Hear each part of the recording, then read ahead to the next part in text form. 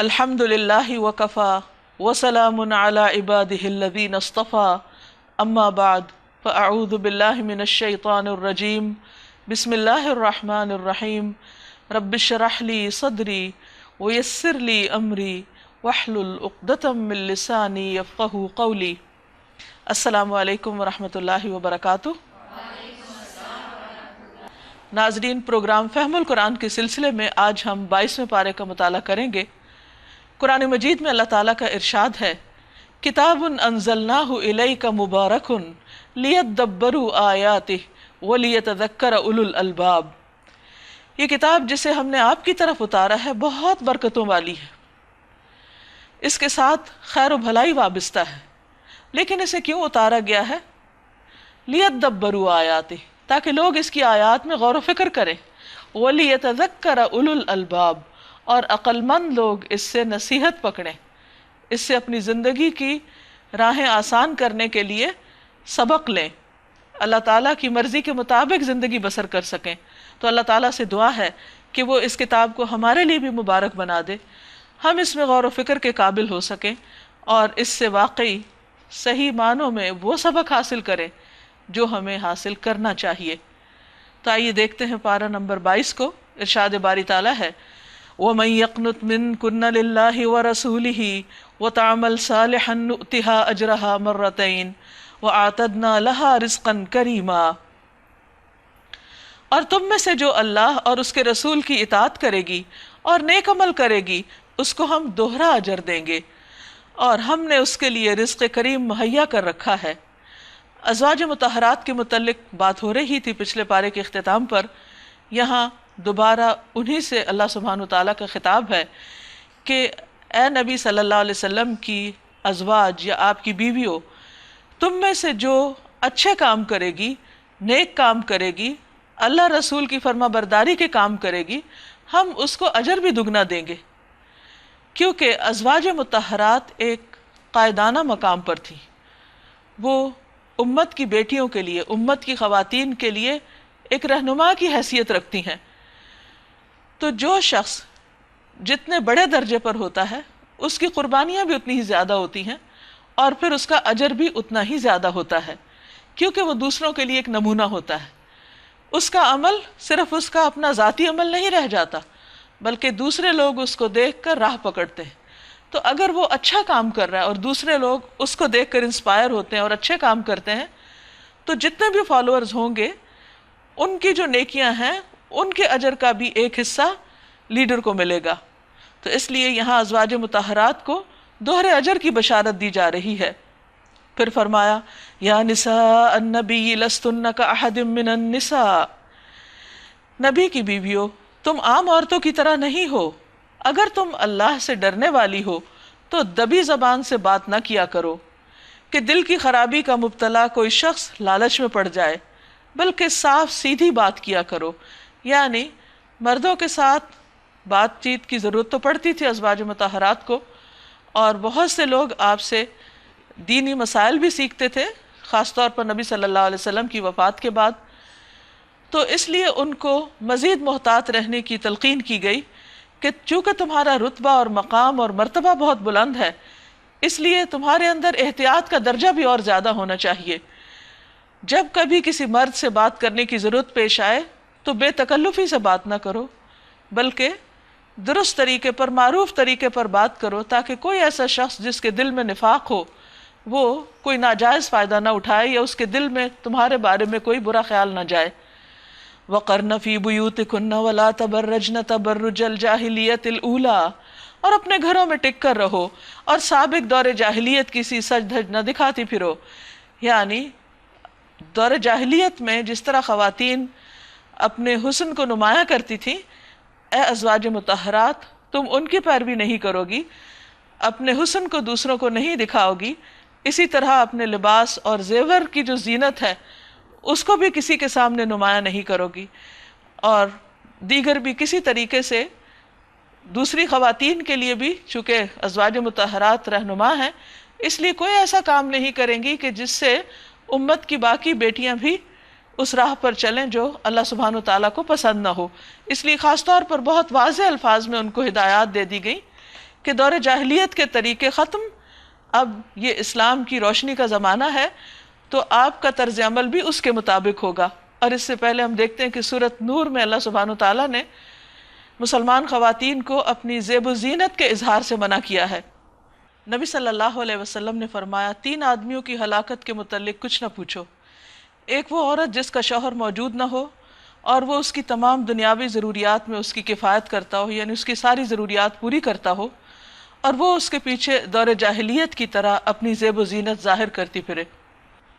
پھر فرمایا، اور نماز قائم کرو اور زکوٰۃ دو اور اللہ اور اس کے رسول کی اطاعت کرو۔ اللہ تعالیٰ یہ سارے احکامات کیوں دے رہا ہے؟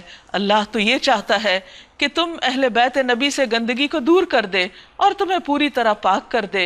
یعنی یہ سارے احکامات اس لیے ہیں تاکہ ظاہر میں، باطن میں، روحانی طور پر، اخلاقی طور پر ازواج مطہرات ایک بلند مقام پر ہوں اور ان کے درجات بہت عظیم ہوں اور ان سے ہر طرح کی نجاست دور ہو جائے۔ اور کرو کیا؟ یاد رکھو، وَاذْكُرْنَ مَا يُتْلَى فِي بُيُوتِكُنَّ مِنْ آيَاتِ اللَّهِ وَالْحِكْمَةِ، یاد رکھو اللہ کی آیات اور حکمت کی ان باتوں کو جو تمہارے گھروں میں پڑھی جاتی ہیں، سنائی جاتی ہیں۔ اللہ کی آیات سے مراد تو قرآن مجید ہے، اور حکمت سے مراد نبی صلی اللہ علیہ وسلم کی باتیں ہیں جو آپ قرآن کی وضاحت میں یا ویسے عام طور پر مختلف امور کے بارے میں رہنمائی کرتے ہوئے فرمایا کرتے تھے۔ یعنی جو باتیں آپ کے گھر میں ہو رہی ہیں، جو دین سیکھا سکھایا جا رہا ہے، تم بھی اس کا ایک حصہ بنو اور تم ان باتوں کو خود بھی یاد رکھو، خود بھی ان کا ذکر کرو اور آگے بھی ان کا چرچا کرو، کیونکہ بہت سی ازواج مطہرات کے نبی صلی اللہ علیہ وسلم کے گھر میں ہونے کا مقصد بھی یہی تھا کہ وہ براہ راست آپ سے رہنمائی حاصل کریں اور پھر امت کے لیے رہنمائی کا کام دیں۔ بے شک اللہ لطیف اور باخبر ہے۔ اس کے بعد عام مومن مردوں اور عورتوں کی کچھ صفات کا ذکر ہے۔ ان المسلمین والمسلمات والمؤمنین والمؤمنات والقانتین والقانتات والصادقین والصادقات والصابرین والصابرات والخاشعین والخاشعات والمتصدقین والمتصدقات والصائمین والصائمات والحافظین فروجہم والحافظات والذاکرین اللہ کثیرا والذاکرات اعد اللہ لہم مغفرتا واجرا عظیما۔ یہاں 10 الفاظ میں اسلام کی ساری بنیادی تعلیم دے دی گئی۔ عقیدے اور کردار کے اعتبار سے جو بھی ایک بندہ مومن اور مومنہ سے جو کچھ بھی مطلوب ہے اس سب کا یہاں ایک جگہ ذکر کر دیا گیا، اور یہاں صرف مردوں کے لیے نہیں بلکہ عورتوں کا بھی ساتھ ساتھ ذکر کر کے ان صفات کو نمایاں کیا گیا کہ ہر مسلمان عورت کے اندر یہ اخلاق، یہ صفات موجود ہونی چاہیے۔ کیا ہے وہ؟ یقیناً جو مرد اور جو عورتیں مسلم ہیں، مومن ہیں، اطاعت گزار ہیں، سچے ہیں، راست باز ہیں، صابر ہیں، اللہ کے آگے جھکنے والے ہیں، صدقہ کرنے والے ہیں، روزہ رکھنے والے ہیں، اپنی شرمگاہوں کی حفاظت کرنے والے ہیں اور اللہ کو کثرت سے یاد کرنے والے ہیں، اللہ نے ان کے لیے مغفرت اور عظیم الشان اجر تیار کر رکھا ہے۔ لہٰذا ہم سب کے لیے ضروری ہے کہ اس میں سے ایک ایک صفت کو اچھی طرح سمجھیں اور اسے اپنی زندگی میں لے آئیں، اس سے محروم ہو کر دنیا سے نہ جائیں۔ جب ہم اللہ سے ملاقات کریں تو ہماری شخصیت ان صفات کے ساتھ سجی ہوئی ہو، ہماری خوبصورتی صرف زیور اور کپڑے کی نہ ہو بلکہ ان خوبصورت اخلاقی صفات کے ساتھ ہو۔ تو اس میں ایک طرف اسلام کا ذکر ہے، ایمان کا ذکر ہے، تو دوسری طرف اطاعت اور مستقل فرما برداری کی بات ہے، پھر سچائی اور صبر، اور پھر خشوع، ہمبلنس اور اللہ کے آگے جھکنا، پھر صدقہ کرنا، روزہ رکھنا، اپنی عزت و عصمت کی حفاظت کرنا، اور ان سب چیزوں کے ٹاپ پر کثرت سے اللہ کا ذکر کرنا۔ جس کے اندر یہ خوبی آ گئی اور یہ اخلاق پیدا ہو گیا وہ اجر عظیم کا مستحق ہو گیا۔ رسول اللہ صلی اللہ علیہ وسلم نے فرمایا، جب تم لوگ جنت کے باغوں کے پاس سے گزرو تو کچھ کھا پی لیا کرو۔ کسی نے پوچھا جنت کے باغوں سے کیا مراد ہے؟ آپ نے فرمایا مجالس ذکر۔ پھر فرمایا کسی مومن مرد اور کسی مومن عورت کو یہ حق نہیں کہ جب اللہ اور اس کا رسول کسی معاملے میں کوئی فیصلہ کر دے تو پھر اسے اپنے اس معاملے میں خود فیصلہ کرنے کا اختیار رہے، کیونکہ وہ فائنل اتھارٹی ہیں، اور جو کوئی اللہ اور اس کے رسول کی نافرمانی کرے تو وہ صریح گمراہی میں پڑ گیا، یعنی اللہ رسول کی بات نہ ماننا ہدایت سے بھٹکنا ہے، دور ہونا ہے۔ اب یہاں ایک خاص واقعے کی طرف اشارہ ہوگا آئندہ۔ حضرت زینب رضی اللہ تعالی عنہا کا نکاح حضرت زید جو کہ حضور صلی اللہ علیہ وسلم کی منہ بولے بیٹے تھے ان کے ساتھ 4 ہجری میں ہوا، لیکن باہم عادتوں دونوں اپنی جگہ بہت نیک اور بہت اچھے انسان تھے، لیکن چونکہ عادتوں اور مزاج میں فرق تھا اس لیے باہم نباہ نہ ہو سکا۔ تو اللہ سبحانہ تعالیٰ نے نبی صلی اللہ علیہ وسلم کو حکم دیا کہ جب زید ان کو طلاق دے دیں تو اس کے بعد آپ ان سے نکاح کر لیں، کیونکہ آپ کے اس نکاح کے ذریعے عرب معاشرے کی ایک بہت ہی سخت قسم کی رسم جو تھی اس کو توڑنا مقصود تھا، اور وہ کیا تھی کہ ان کے ہاں منہ بولا بیٹا وراثت میں بھی اسی طرح شریک ہوتا تھا جیسے حقیقی بیٹا، اور اسی طرح اس کے سارے باقی حقوق بھی وہی تھے جو ایک نسبی بیٹے کے ہوتے ہیں۔ تو چونکہ اس میں ایک بہت بڑی حق تلفی تھی خون کے رشتہ داروں کی کہ اگر ایسا بیٹا وارث بن جائے تو باقی جو حقیقی رشتہ دار ہیں وہ محروم ہو جاتے ہیں یا ان کا حق مارا جاتا ہے، تو اس بنا پر اللہ سبحانہ تعالیٰ نے اور بھی بہت سی حکمتیں اس رسم کو ختم کیا۔ اور حقیقی بات یہ ہے کہ کسی کو منہ بولا بیٹا کہنا کوئی سچی بات نہیں، حقیقی بات نہیں۔ اللہ سبحانہ تعالیٰ سچ کو پسند کرتا ہے، اور رشتہ داریوں کے معاملے میں بھی اور ہر قسم کی معلومات کے معاملے میں انسان کو سچ پر ہی بیس کرنا چاہیے اپنی زندگی کو۔ تو اس رسم کو ختم کرنے کے لیے خود نبی صلی اللہ علیہ وسلم سے یہ کام کروایا گیا۔ تو اس کے بارے میں ہم دیکھتے ہیں کہ کیا حکم آتا ہے۔ یاد کیجئے وہ موقع جب آپ اس شخص سے کہہ رہے تھے جس پر اللہ نے اور تم نے احسان کیا تھا، یعنی حضرت زید، کہ اپنی بیوی کو نہ چھوڑو اور اللہ سے ڈرو۔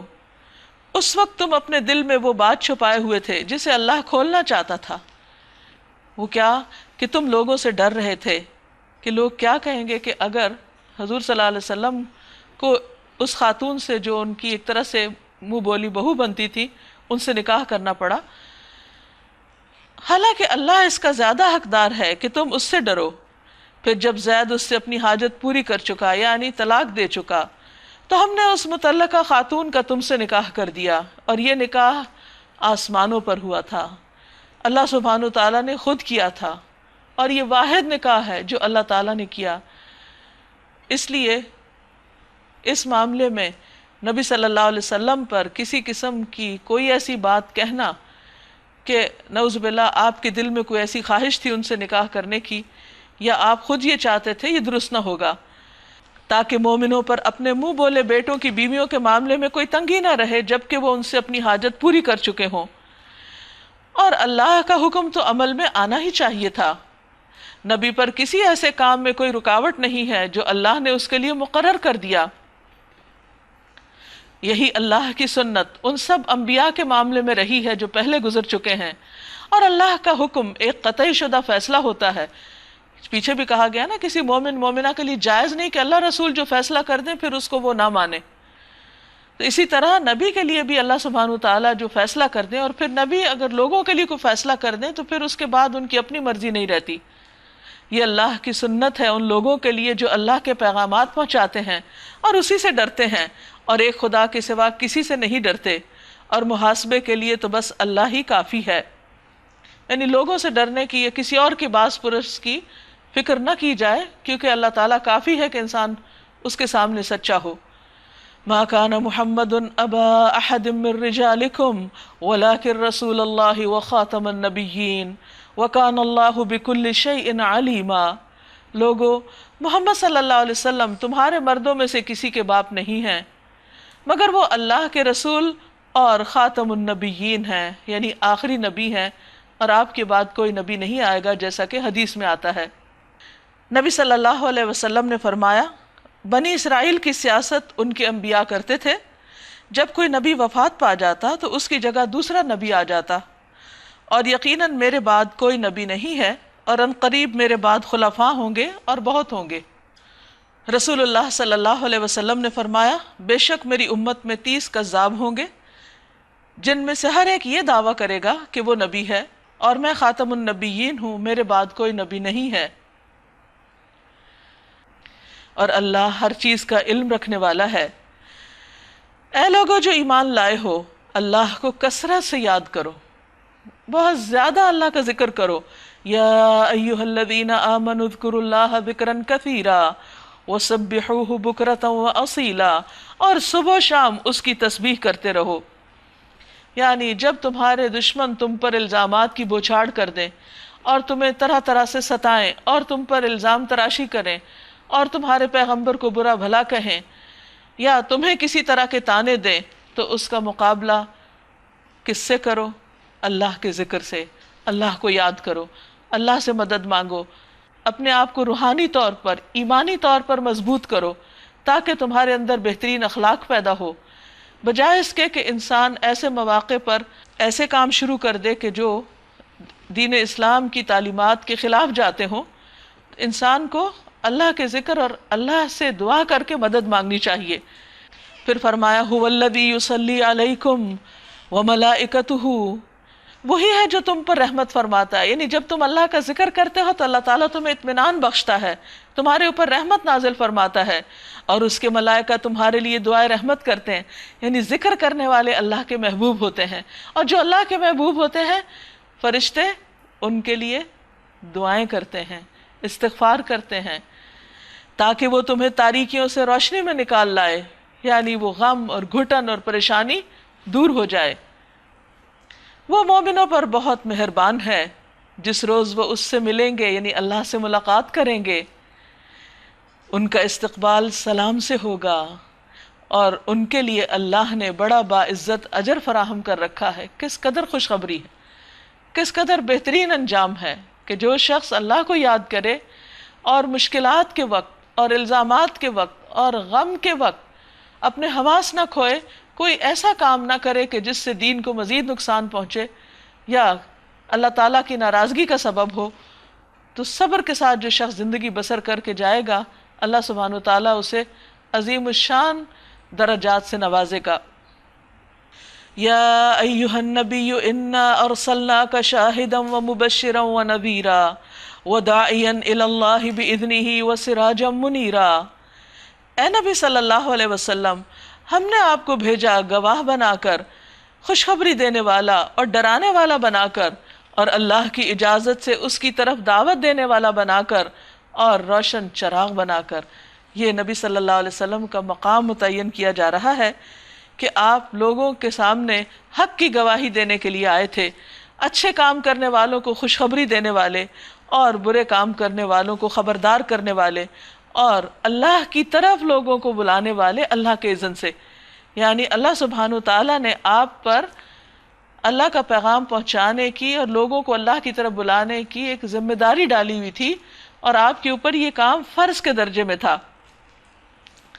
وَسِرَاجًا مُنِيرًا، اور روشن چراغ، یعنی آپ کی زندگی، آپ کا اسوہ حسنہ، آپ کا اخلاق، آپ کے معاملات اور معمولات، یہ سارے کے سارے اتنے خوبصورت ہیں اور سب کے لیے اتنی رہنمائی کا ذریعہ ہیں کہ جیسے ایک سورج چمکتا ہے تو سب کے لیے روشنی ہو جاتی ہے اور ہر اچھے برے کا فرق پتہ چلنے لگتا ہے۔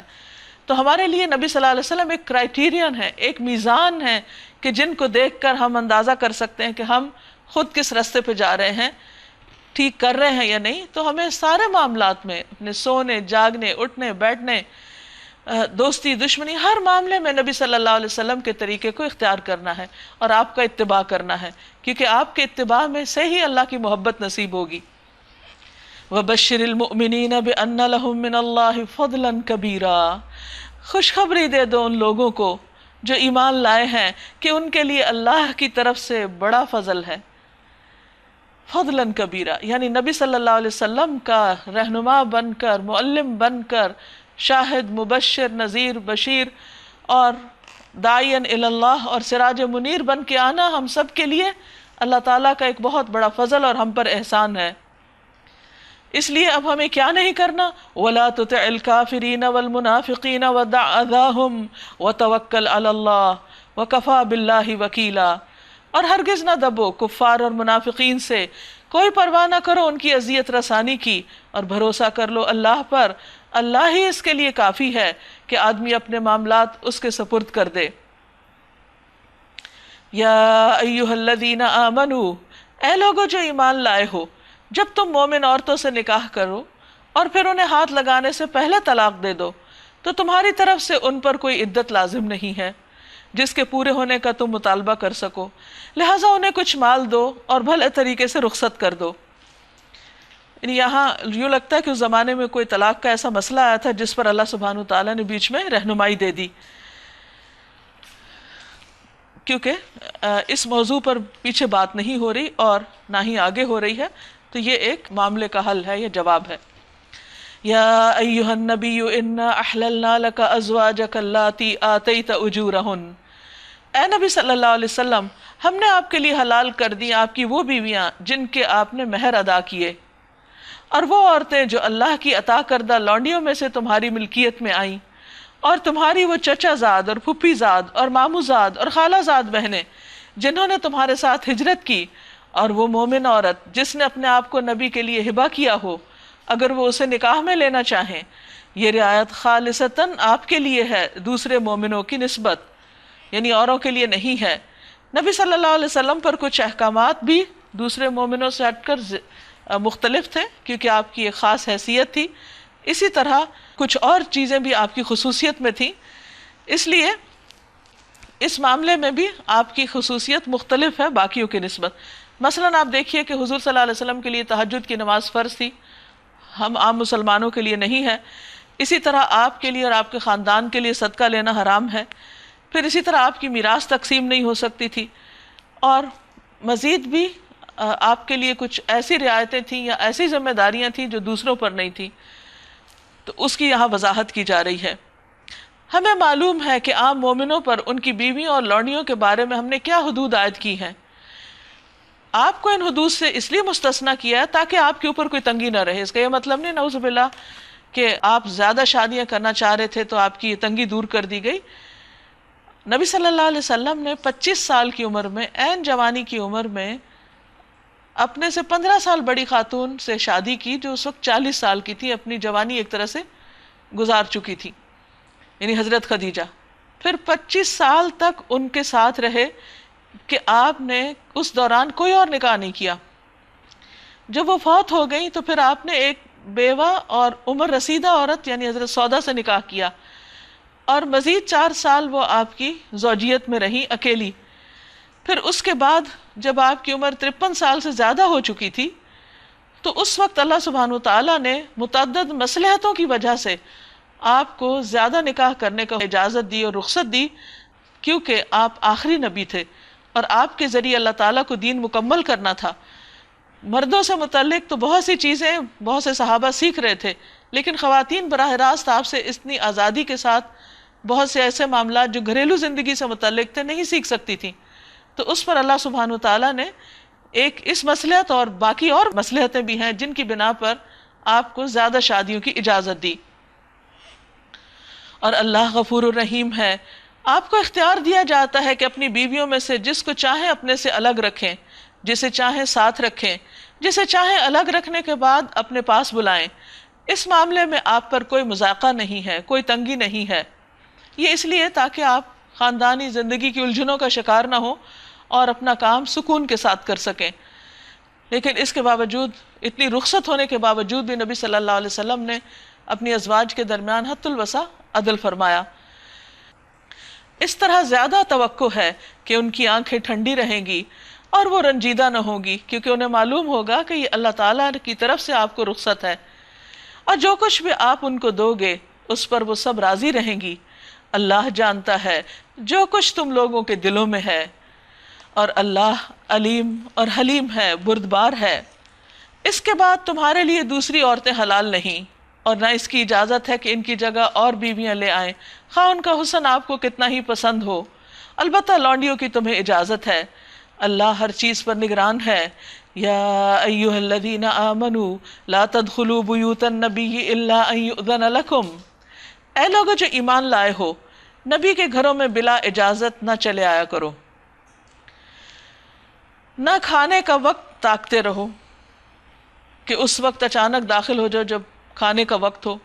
ہاں اگر تمہیں کھانے پر بلایا جائے تو ضرور آ جاؤ. اب یہاں پر بظاہر تو اس وقت کے مخصوص حالات کو پیش نظر رکھ کر احکام دیے جا رہے تھے، لیکن یہ اب بھی باقی مسلمانوں کے لیے ویلڈ ہیں، اور ان کے مطابق ہمیں اپنی معاشرتی زندگی کی اصلاح کرنی چاہیے. کہ اخلاقی قاعدہ ہے کہ جب کھانے کا وقت ہو اس وقت بلا اطلاع دیے اور اچانک کسی کے گھر نہیں چلے جانا چاہیے، تاکہ دوسرا شخص کوئی حرج محسوس نہ کرے.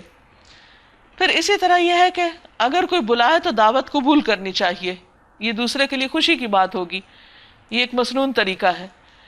لیکن دعوت کے لیے اگر گئے ہیں تو جب کھانا کھا لو تو منتشر ہو جاؤ. یہ نہیں کہ پھر انسان اس کے بعد بیٹھ رہے اور دوسرے کے سارے کام کاج میں حرج ڈالے اور اس کا بھی وقت ضائع کرے.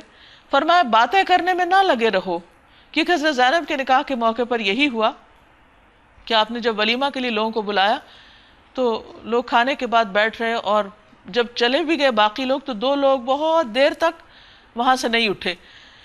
فرمایا تمہاری یہ حرکتیں نبی کو تکلیف دیتی ہیں، مگر وہ شرم کی وجہ سے کچھ نہیں کہتے، اور اللہ حق بات کہنے میں نہیں شرماتا.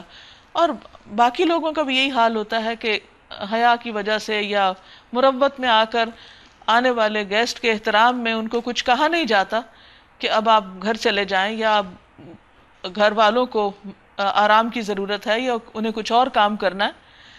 تو فرمایا کہ وہ تو خود نہیں کچھ کہیں گے، لیکن اللہ سبحانہ وتعالی حق بات بیان کر رہا ہے، اور اس حکم پر بھی اسی طرح عمل کرنا چاہیے جیسے ہم دین کے باقی احکامات پر عمل کرتے ہیں. لیکن افسوس یہ کہ بعض اوقات دین کی تعلیم آنے کے باوجود بھی لوگوں کے اندر یہ اخلاق نہیں آتا، اور اس کی وجہ سے پھر بہت سے تعلقات بھی خراب ہوتے ہیں.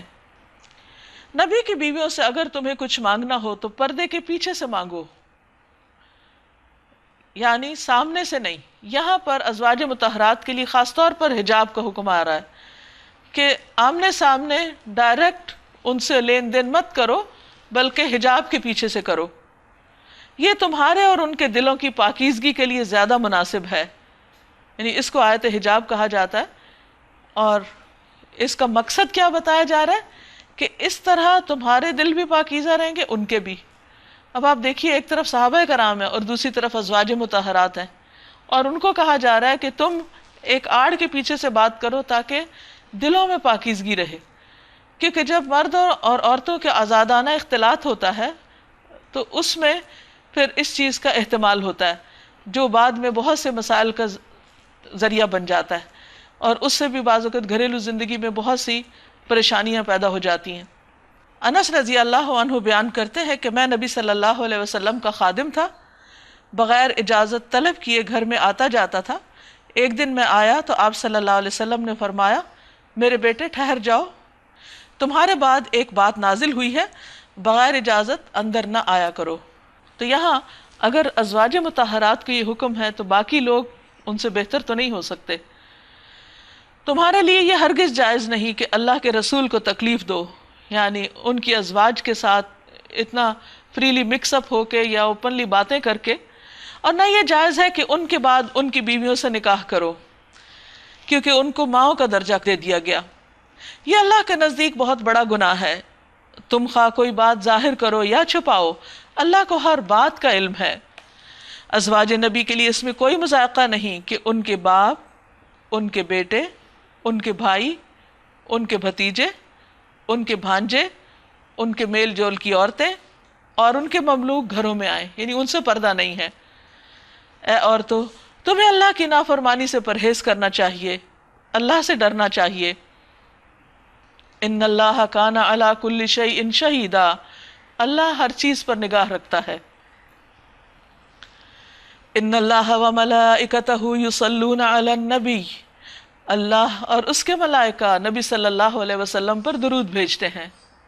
یعنی اللہ سبحانہ تعالیٰ آپ پر بے حد مہربان ہے، آپ کی تعریف فرماتا ہے، آپ کے کام میں برکت دیتا ہے، آپ کا نام بلند کرتا ہے، آپ پر اپنی رحمتوں کی بارش فرماتا ہے. کیوں؟ کیونکہ آپ نے اللہ سبحانہ تعالیٰ کے احکامات اور ذمہ داریاں جو آپ پر ڈالی گئی تھی ان کو بطریق احسن پورا کیا. یعنی اطاعت اور وفا اور عبادت کا اعلیٰ معیار قائم کیا. تو اس لیے اللہ سبحانہ تعالیٰ نے آپ کو عظیم الشان اعزازات سے نوازا۔ ملائکہ بھی آپ سے محبت کرتے ہیں، وہ آپ کے لیے رحمت کی دعائیں کرتے ہیں کہ اللہ تعالیٰ آپ کو اور زیادہ بلند مرتبے عطا فرمائے، آپ کے دین کو بلند کرے، آپ کے امت پر رحم کرے۔ تو یہ ملائکہ کی آپ سے محبت تھی، اور یہ اس طرح وہ درود بھیجتے ہیں۔ اور اس کے بعد باقی سب کو کیا کرنا چاہیے؟ فرمایا یا ایھا الذین آمنوا صلوا علیہ وسلموا تسلیما، اے لوگو جو ایمان لائے ہو تم بھی ان پر درود اور سلام بھیجو۔ ہم سب کے لیے لازم ہے کہ نبی صلی اللہ علیہ وسلم پر کثرت سے سلام اور درود بھیجا کریں۔ اللہم صلی علی محمد وعلی آل محمد کما صلیت علی ابراہیم وعلی آل ابراہیم انک حمید مجید۔ اللہم بارک علی محمد وعلی آل محمد کما بارکت علی ابراہیم وعلی آل ابراہیم انک حمید مجید۔ درود شریف پڑھنے سے انسان کو جب ایک دفعہ پڑھتا ہے 10 نیکیاں ملتی ہیں، 10 رحمتیں اس پر آتی ہیں، 10 گناہ معاف ہوتے ہیں، 10 درجے بلند ہوتے ہیں، یعنی بے پناہ فوائد ہیں۔ اور ایک مرتبہ ایک صحابی نے پوچھا کہ میں اپنی دعا کا کتنا حصہ درود پڑھوں، تو کیا آدھا پڑھ لوں، 1/3؟ پھر اس نے آخر میں کہا کہ اگر میں ساری کی ساری دعا کو ہی درود بنا لوں، یعنی اور کچھ نہ مانگوں، صرف بیٹھ کے درود پڑھ لوں، تو فرمایا پھر یہ تمہارے ہر غم اور پریشانی کے لیے کافی ہو جائے گی، یعنی ساری ضرورتیں اسی سے ہی پوری ہو جائیں گی۔ اتنا فائدہ ہے درود شریف پڑھنے کا۔ رسول اللہ صلی اللہ علیہ وسلم نے فرمایا جو شخص مجھ پر 1 مرتبہ درود پڑھے گا اللہ اس پر 10 رحمتیں نازل فرمائے گا اور اس کے 10 گناہ معاف فرمائے گا۔ اور بھی بہت سی احادیث ہیں اس سلسلے میں، اور جو درود نہ پڑھے وہ سب سے بڑا بخیل ہے۔ رسول اللہ صلی اللہ علیہ وسلم نے فرمایا وہ آدمی جس کے سامنے میرا تذکرہ کیا گیا اور وہ مجھ پر درود بھیجنا بھول گیا تو اس نے جنت کا راستہ خطا کر دیا۔ رسول اللہ صلی اللہ علیہ وسلم نے فرمایا بخیل وہ ہے جس کے سامنے میرا ذکر ہو اور وہ مجھ پر درود نہ بھیجے۔ اور جب یہ آیت نازل ہوئی تو صحابہ نے عرض کیا کہ اللہ کے رسول صلی اللہ علیہ وسلم ہمیں یہ تو معلوم ہے آپ پر سلام کیسے بھیجتے ہیں، کیونکہ نماز کے اندر التحیات میں سلام آتا ہے، السلام علیکہ ایھا النبی ورحمۃ اللہ وبرکاتہ، السلام علینا وعلی عباد اللہ الصالحین۔ تو درود کیسے بھیجے؟ اس پر درود ابراہیمی آپ نے صحابہ کرام کو سکھایا جو ہم نماز میں پڑھتے ہیں، لیکن اس کے علاوہ بھی مختصر درود پڑھے جا سکتے ہیں، اور انسان کو اٹھتے بیٹھتے چلتے پھرتے درود شریف پڑھتے رہنا چاہیے، اس سے اللہ کی رحمتیں نازل ہوتی رہتی ہیں۔ پھر فرمایا جو لوگ اللہ اور اس کے رسول کو اذیت دیتے ہیں ان پر دنیا اور آخرت میں اللہ نے لعنت فرمائی ہے اور ان کے لیے رسوا کن عذاب مہیا کر دیا ہے۔ وہ کیا عذاب ہے؟ ایک حدیث سے پتہ چلتا ہے۔ اور جو لوگ مومن مردوں اور عورتوں کو بے قصور اذیت دیتے ہیں انہوں نے ایک بہت بڑے بہتان اور سری گناہ کا وبال اپنے سر لے لیا ہے۔ یعنی ایک طرف تو نیک کام کرے انسان اور دوسری طرف کوئی ایسی حرکت کرے تو اس کی نیکیاں بھی ضائع ہو جاتی ہیں۔ اس لیے انسان کو ایک طرف اچھے کام کرنے چاہیے اور دوسری طرف لوگوں کو دکھ دینے، تکلیف دینے، پریشان کرنے سے پرہیز کرنا چاہیے۔ یزید بن شجرہ کہتے ہیں کہ جہنم میں کنویں ہیں اور ہر کنویں میں سمندر کے ساحل کی طرح ساحل ہے جس میں کیڑے مکوڑے اور بختی اونٹ کی طرح کے سانپ ہیں اور اس میں سیاہ خچروں کی طرح کے بچھو ہیں۔ یہ کیڑے مکوڑے جہنمیوں کو ہونٹوں اور پہلوؤں سے پکڑ لیں گے، پھر ان پر خارش مسلط کر دی جائے گی یہاں تک کہ ان میں سے کوئی ایک ایسی جگہ کو کھجائے گا کہ ہڈی نمودار ہو جائے گی، یعنی خارش کر کر کے۔ اس کو کہا جائے گا کہ یہ اس وجہ سے ہے کہ تو مومنوں کو تکلیف پہنچاتا تھا۔ اور یہاں پر بہتان کی بات خاص طور پر کی گئی کہ ایسا عیب کسی کے اوپر لگانا، ایسا الزام لگانا کہ جو اس انسان نے غلطی کی نہ ہو، قصور کیا ہی نہ ہو، اس کی طرف اس کو منسوب کرنا۔ غیبت وہ ہوتا ہے جو انسان کو کسی ایسے عیب سے متہم کرنا جو اس کے اندر ہو، یعنی اس برائی کا ذکر کرنا جو موجود ہو، اور اگر نہ ہو تو وہ بہتان ہوتا ہے، جس کو ہم عام زبان میں الزام تراشی کہتے ہیں۔ اس سے دوسرے کو اذیت ہوتی ہے اور ایسی اذیت دینے والے خود برے انجام سے دوچار ہوں گے۔ یا ایھا النبی قل لازواجک وبناتک ونساء المؤمنین وَنِسَاءِ الْمُؤْمِنِينَ يُدْنِينَ عَلَيْهِنَّ مِنْ جَلَابِيبِهِنَّ ذَلِكَ أَدْنَىٰ أَنْ يُعْرَفْنَ فَلَا يُؤْذَيْنَ وَكَانَ اللَّهُ غَفُورًا رَحِيمًا۔ اے نبی صلی اللہ علیہ وسلم اپنی بیویوں اور بیٹیوں اور اہل ایمان کی عورتوں سے کہہ دیجئے کہ اپنے اوپر اپنی چادروں کے پلو لٹکا لیا کریں، یہ زیادہ مناسب طریقہ ہے تاکہ وہ پہچان لی جائیں، ستائی نہ جائیں۔ اللہ تعالیٰ غفور الرحیم ہے۔ یہاں اللہ سبحانہ تعالیٰ نے جب ایک مسلمان عورت کو حجاب کا حکم دیا تو نبی صلی اللہ علیہ وسلم کی زبان سے کہلوایا، خطاب آپ کو کیا، یا ایھا النبی، اے نبی صلی اللہ علیہ وسلم، قل لازواجک، آپ کہیے اپنی بیویوں کو، سب سے پہلے آپ کے گھر والے نمونہ بنے، پھر وبناتک، آپ کی بیٹیوں کو، وَنِسَاءِ الْمُؤْمِنِينَ، اور ساری مومن عورتوں کو۔ پیچھے کچھ احکامات تھے جو خاص ازواج مطہرات کو مخاطب کر کے دیے گئے تھے، ان احکامات کو ہم انڈائریکٹلی لیں گے کیونکہ ازواج ہمارے لیے رہنما ہیں، نمونہ ہیں، تو ہم ان کے نمونے کو دیکھیں گے۔ لیکن یہاں پر براہ راست ساری مومن عورتوں کو خطاب کر کے فرمایا جا رہا ہے کہ وہ کیا کریں، یدنین علیہن، اپنے اوپر سے لپیٹ لیں، من جلابیبہن، اپنی چادروں میں سے۔ سورۃ نور میں جو بات کی گئی تھی وہ جسم کے لباس کی تھی جو گھر کے اندر عام طور پر پہنا جاتا ہے، یعنی قمیص شلوار ہو یا کسی بھی ملک کا یا کسی بھی کلچر کے حساب سے جو پہلا ڈریس جو جسم کے ساتھ لگتا ہے، اور پھر اس میں خاص طور پر سینہ ڈھانکنے کی بات تھی۔ یہاں پر گھر سے باہر نکلتے وقت ایک مسلمان عورت کو کس طرح کا لباس پہننا چاہیے اس کی صاف وضاحت کر دی گئی کہ وہ جلباب میں نکلیں۔ جلباب کہتے ہیں بڑی چادر کو، یعنی اس کی قمیص شلوار کے اوپر سے اس کی زیب و زینت ڈھانپنے کے لیے وہ چادر اوڑھیں اور اس کا کچھ حصہ لٹکا بھی لیں، یعنی گھونگھٹ نکال لیں یا کسی بھی طرح اپنے آپ کو مزید کور کریں تاکہ اپنی زینت اور زیب و زینت کو چھپا سکیں۔ یہ طریقہ زیادہ مناسب ہے کہ پہچان لی جائیں کہ یہ ایک مسلمان عورت ہے، یعنی حجاب مسلمان عورت کی آئیڈینٹی ہے، اور وہ ستائی نہ جائیں، کیونکہ اگر ان کا لباس مختصر ہوگا تو دوسرے ان کو بلا وجہ تنگ کریں گے، ان کے اوپر آوازیں کسیں گے یا ان سے کوئی چھیڑ چھاڑ کریں گے۔ تو مسلمان عورت جب اپنے ایک ایسے ڈریس کے اندر ہوگی تو وہ بہت سے فتنوں سے محفوظ ہو جائے گی۔ اللہ تعالیٰ غفور الرحیم ہے، اس لیے اس نے یہ حکم دیا ہے تم کو۔ یہ عورت کے اوپر کوئی ظلم نہیں، کوئی جبر نہیں، کوئی اس کو پریشان نہیں کیا گیا، بلکہ اس کے لیے اس کی عزت و عصمت کی حفاظت کا ذریعہ بنایا گیا۔ اس پر اللہ سبحانہ وتعالیٰ نے ایک رحمت فرمائی، اس کو یہ طریقہ سکھا کر کہ وہ اپنی حفاظت کیسے کرے۔ اگر منافقین اور وہ لوگ جن کے دلوں میں خرابی ہے اور وہ جو مدینہ میں ہیجان انگیز افواہیں پھیلاتے ہیں اپنی حرکتوں سے باز نہ آئے تو ہم ان کے خلاف کارروائی کرنے کے لیے تمہیں اٹھا کھڑا کریں گے، کیونکہ منافقین جو تھے وہ عام طور پر خواتین کو ستاتے تھے اور بھی تنگ کرنے والے کام کر رہے تھے، تو انہیں ایک دھمکی دی جا رہی ہے کہ تم اپنی ایسی باتوں سے اور ایسے پروپیگنڈے سے باز آ جاؤ ورنہ تمہاری شامت آئے گی، پھر وہ اس شہر میں مشکل ہی سے تمہارے ساتھ رہ سکیں گے، ان پر ہر طرف سے لعنت کی بوچھاڑ ہوگی، جہاں کہیں پائے جائیں پکڑے جائیں گے اور بری طرح مارے جائیں گے۔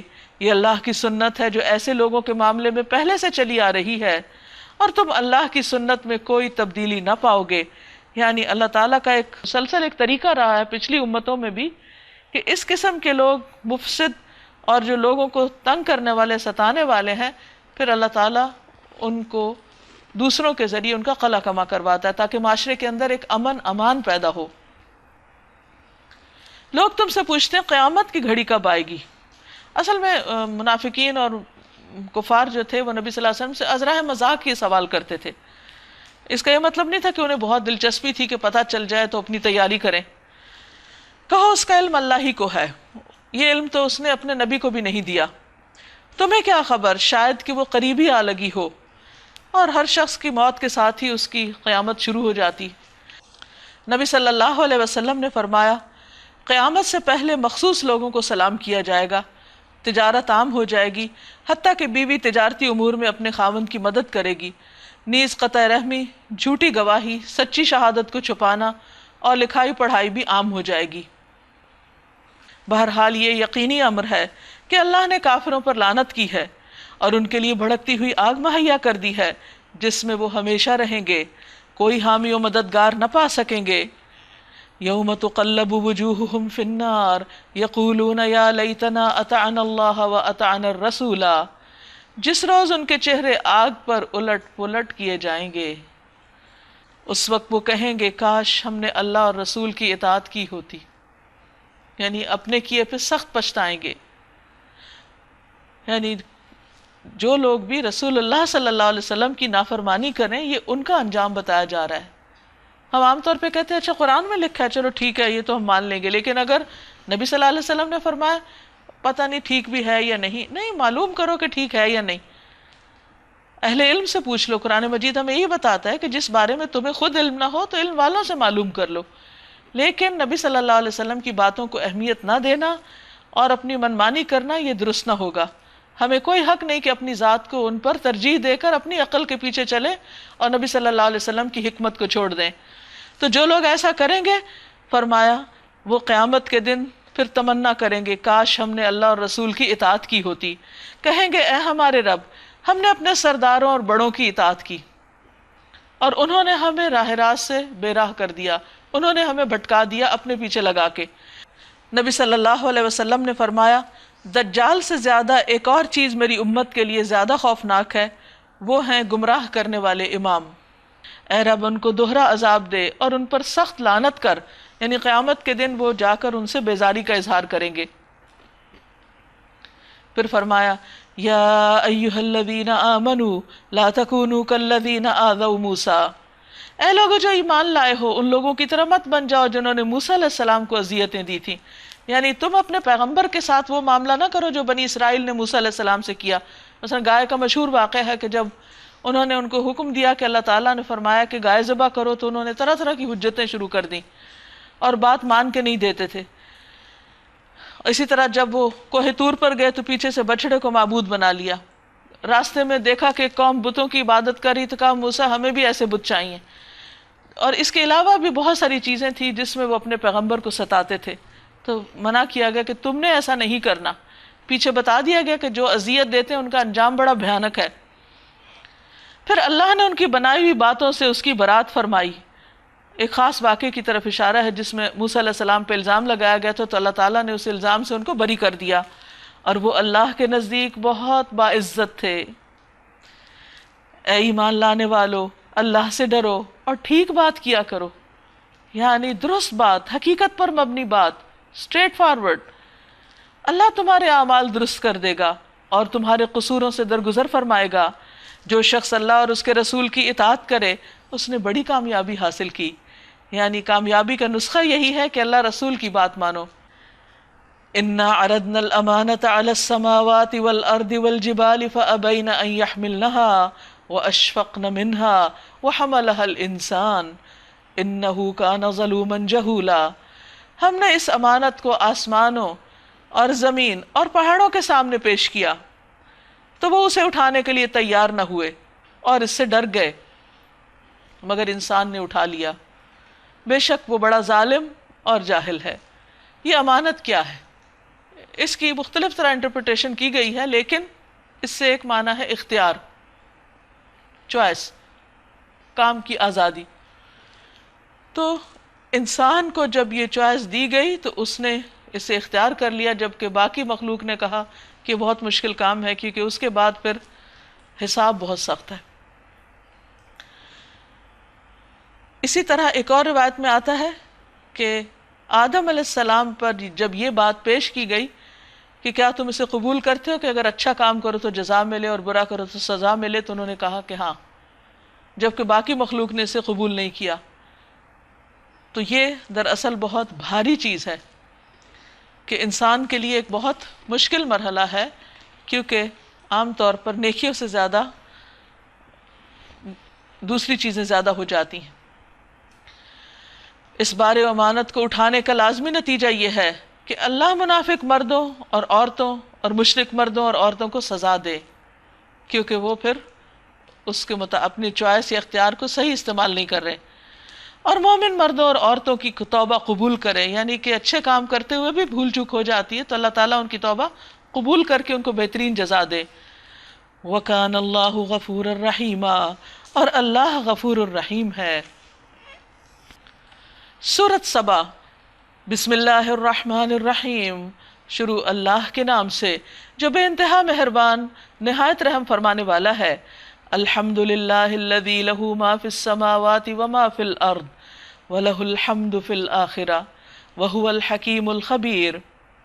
حمد اس خدا کے لیے ہے جو آسمانوں اور زمین کی ہر چیز کا مالک ہے، سب اس کی پراپرٹی، کوئی اور اس میں شریک ہے ہی نہیں۔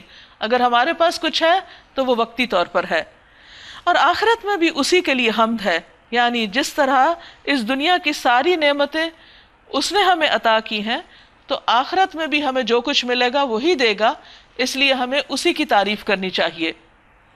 وہ دانا اور باخبر ہے جو کچھ زمین میں جاتا ہے، یعنی مرنے کے بعد انسان جاتے ہیں یا پانی جاتا ہے یا جو بھی گرتا ہے وہ نیچے ہی زمین میں چلا جاتا ہے، اور جو کچھ اس سے نکلتا ہے جیسے پودے وغیرہ نکلتے ہیں، اور جو کچھ آسمان سے اترتا ہے جیسے بارش وغیرہ، اور جو اس میں چڑھتا ہے جیسے بادل وغیرہ یا انسانوں کے اعمال چڑھتے ہیں اوپر، ہر چیز کو وہ جانتا ہے۔ یعنی جو کچھ کائنات کے اندر چینجز آ رہی ہیں، تبدیلیاں ہو رہی ہیں، حرکات ہو رہی، سب اس کے علم میں، اس کا علم ہر چیز پہ چھایا ہوا ہے۔ وہ رحیم اور غفور ہے۔ منکرین کہتے ہیں کیا بات ہے کہ قیامت ہم پہ نہیں آ رہی؟ یعنی انسان کو زندگی کی دعا کرنی چاہیے، کچھ کام کرنے کے لیے مہلت مانگنی چاہیے، نہ کہ موت اور قیامت یہ کوئی مانگنے کی چیز تھی۔ کہو قسم ہے میرے عالم الغیب پروردگار کی، وہ تم پر آ کر رہے گی۔ یعنی دیر ہو رہی تو اس کا یہ مطلب نہیں کہ آئے گی نہیں۔ اس سے ذرہ برابر کوئی چیز نہ آسمانوں میں چھپی ہوئی ہے، نہ زمین میں، نہ ذرے سے بڑی اور نہ اس سے چھوٹی، سب کچھ ایک نمایاں دفتر میں ہے۔ اور یہ قیامت اس لیے آئے گی کہ جزا دے اللہ ان لوگوں کو جو ایمان لائے ہیں اور نیک عمل کرتے رہے ہیں، یعنی وہ بدلے کا دن ہے، یوم الدین ہے۔ اولئک لہم مغفرۃ ورزق کریم، ان کے لیے مغفرت ہے اور رزق عزت والا۔ اور جن لوگوں نے ہماری آیات کو نیچا دکھانے کے لیے زور لگایا ہے، یعنی دین کو پیچھے کرتے ہیں یا اللہ تعالیٰ کے احکامات کو نیچے رکھتے ہیں، ان کے لیے بدترین قسم کا دردناک عذاب ہے۔ اے نبی صلی اللہ علیہ وسلم، علم رکھنے والے خوب جانتے ہیں کہ جو کچھ تمہارے رب کی طرف سے تم پر نازل کیا گیا ہے وہ سراسر حق ہے اور خدائے عزیز و حمید کا راستہ دکھاتا ہے۔ وَقَالَ الَّذِينَ كَفَرُوا هَلْ نَدُلُّكُمْ عَلَى رَجُلٍ يُنَبِّئُكُمْ إِذَا مُزِّقْتُمْ كُلَّ مُمَزَّقٍ إِنَّكُمْ لَفِي خَلْقٍ جَدِيدٍ۔ منکرین لوگوں سے کہتے ہیں ہم تمہیں بتائیں، تمہیں ایسا شخص جو خبر دیتا ہے کہ جب تمہارے جسم کا ذرہ ذرہ منتشر ہو چکا ہوگا اس وقت تم نئے سرے سے پیدا کر دیے جاؤ گے۔ نہ معلوم یہ شخص اللہ کے نام سے جھوٹ گھڑتا ہے یا اسے جنون لاحق ہے، یعنی ان کی سمجھ میں یہ بات نہیں آ رہی تھی۔ نہیں، بلکہ جو لوگ آخرت کو نہیں مانتے وہ عذاب میں مبتلا ہونے والے ہیں، اس لیے ایسی باتیں کرتے ہیں، اور وہی بری طرح بہکے ہوئے ہیں۔ کیا انہوں نے کبھی اس آسمان اور زمین کو نہیں دیکھا جو انہیں آگے اور پیچھے سے گھیرے ہوئے؟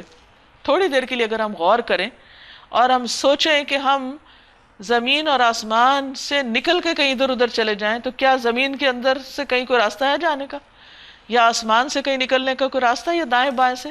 ہم پوری طرح سراؤنڈڈ ہیں، اللہ کی زمین اور آسمان کے بیچ میں گھرے ہوئے ہیں، تو نافرمانی کر کے کہاں بھاگیں گے؟ اللہ سے مقابلہ کر کے کہاں جائیں گے؟ سوچنے کی بات ہے۔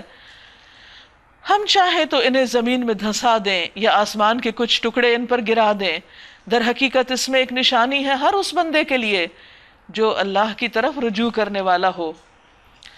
اب یہاں سے داؤد علیہ السلام کا ذکر شروع ہوگا، جو اللہ سبحانہ وتعالیٰ کی طرف بہت زیادہ رجوع کرنے والے تھے۔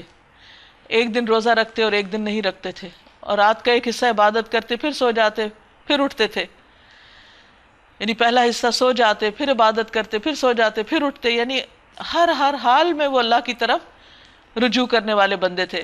ہم نے داؤد علیہ السلام کو اپنے ہاں سے بڑا فضل عطا کیا تھا، بہت سی نعمتوں سے نوازا تھا۔ ہم نے حکم دیا کہ اے پہاڑو اس کے ساتھ ہم آہنگی کرو، اور یہی حکم ہم نے پرندوں کو دیا، یعنی جب وہ اللہ کا ذکر کرتے، تسبیح کرتے، پہاڑ گونج اٹھتے، پرندے ان کے سر پہ آ کے ان کی تسبیح میں شریک ہو جاتے۔ اور اتنی نعمتیں پانے کے باوجود وہ حد درجہ شکر گزار تھے. ہم نے لوہے کو اس کے لیے نرم کر دیا اس ہدایت کے ساتھ کہ زرہیں بنا اور ان کے حلقے ٹھیک اندازے پر رکھ. زبردست قسم کا ہنر ان کو عطا کیا گیا تھا. اور آپ دیکھیے کہ جو شخص یا جو قوم لوہے کے ساتھ کچھ بنا سکتی ہو، جس کے پاس سٹیل انڈسٹری ہو، وہ دنیا کی پاورفل قوم ہوتی ہے.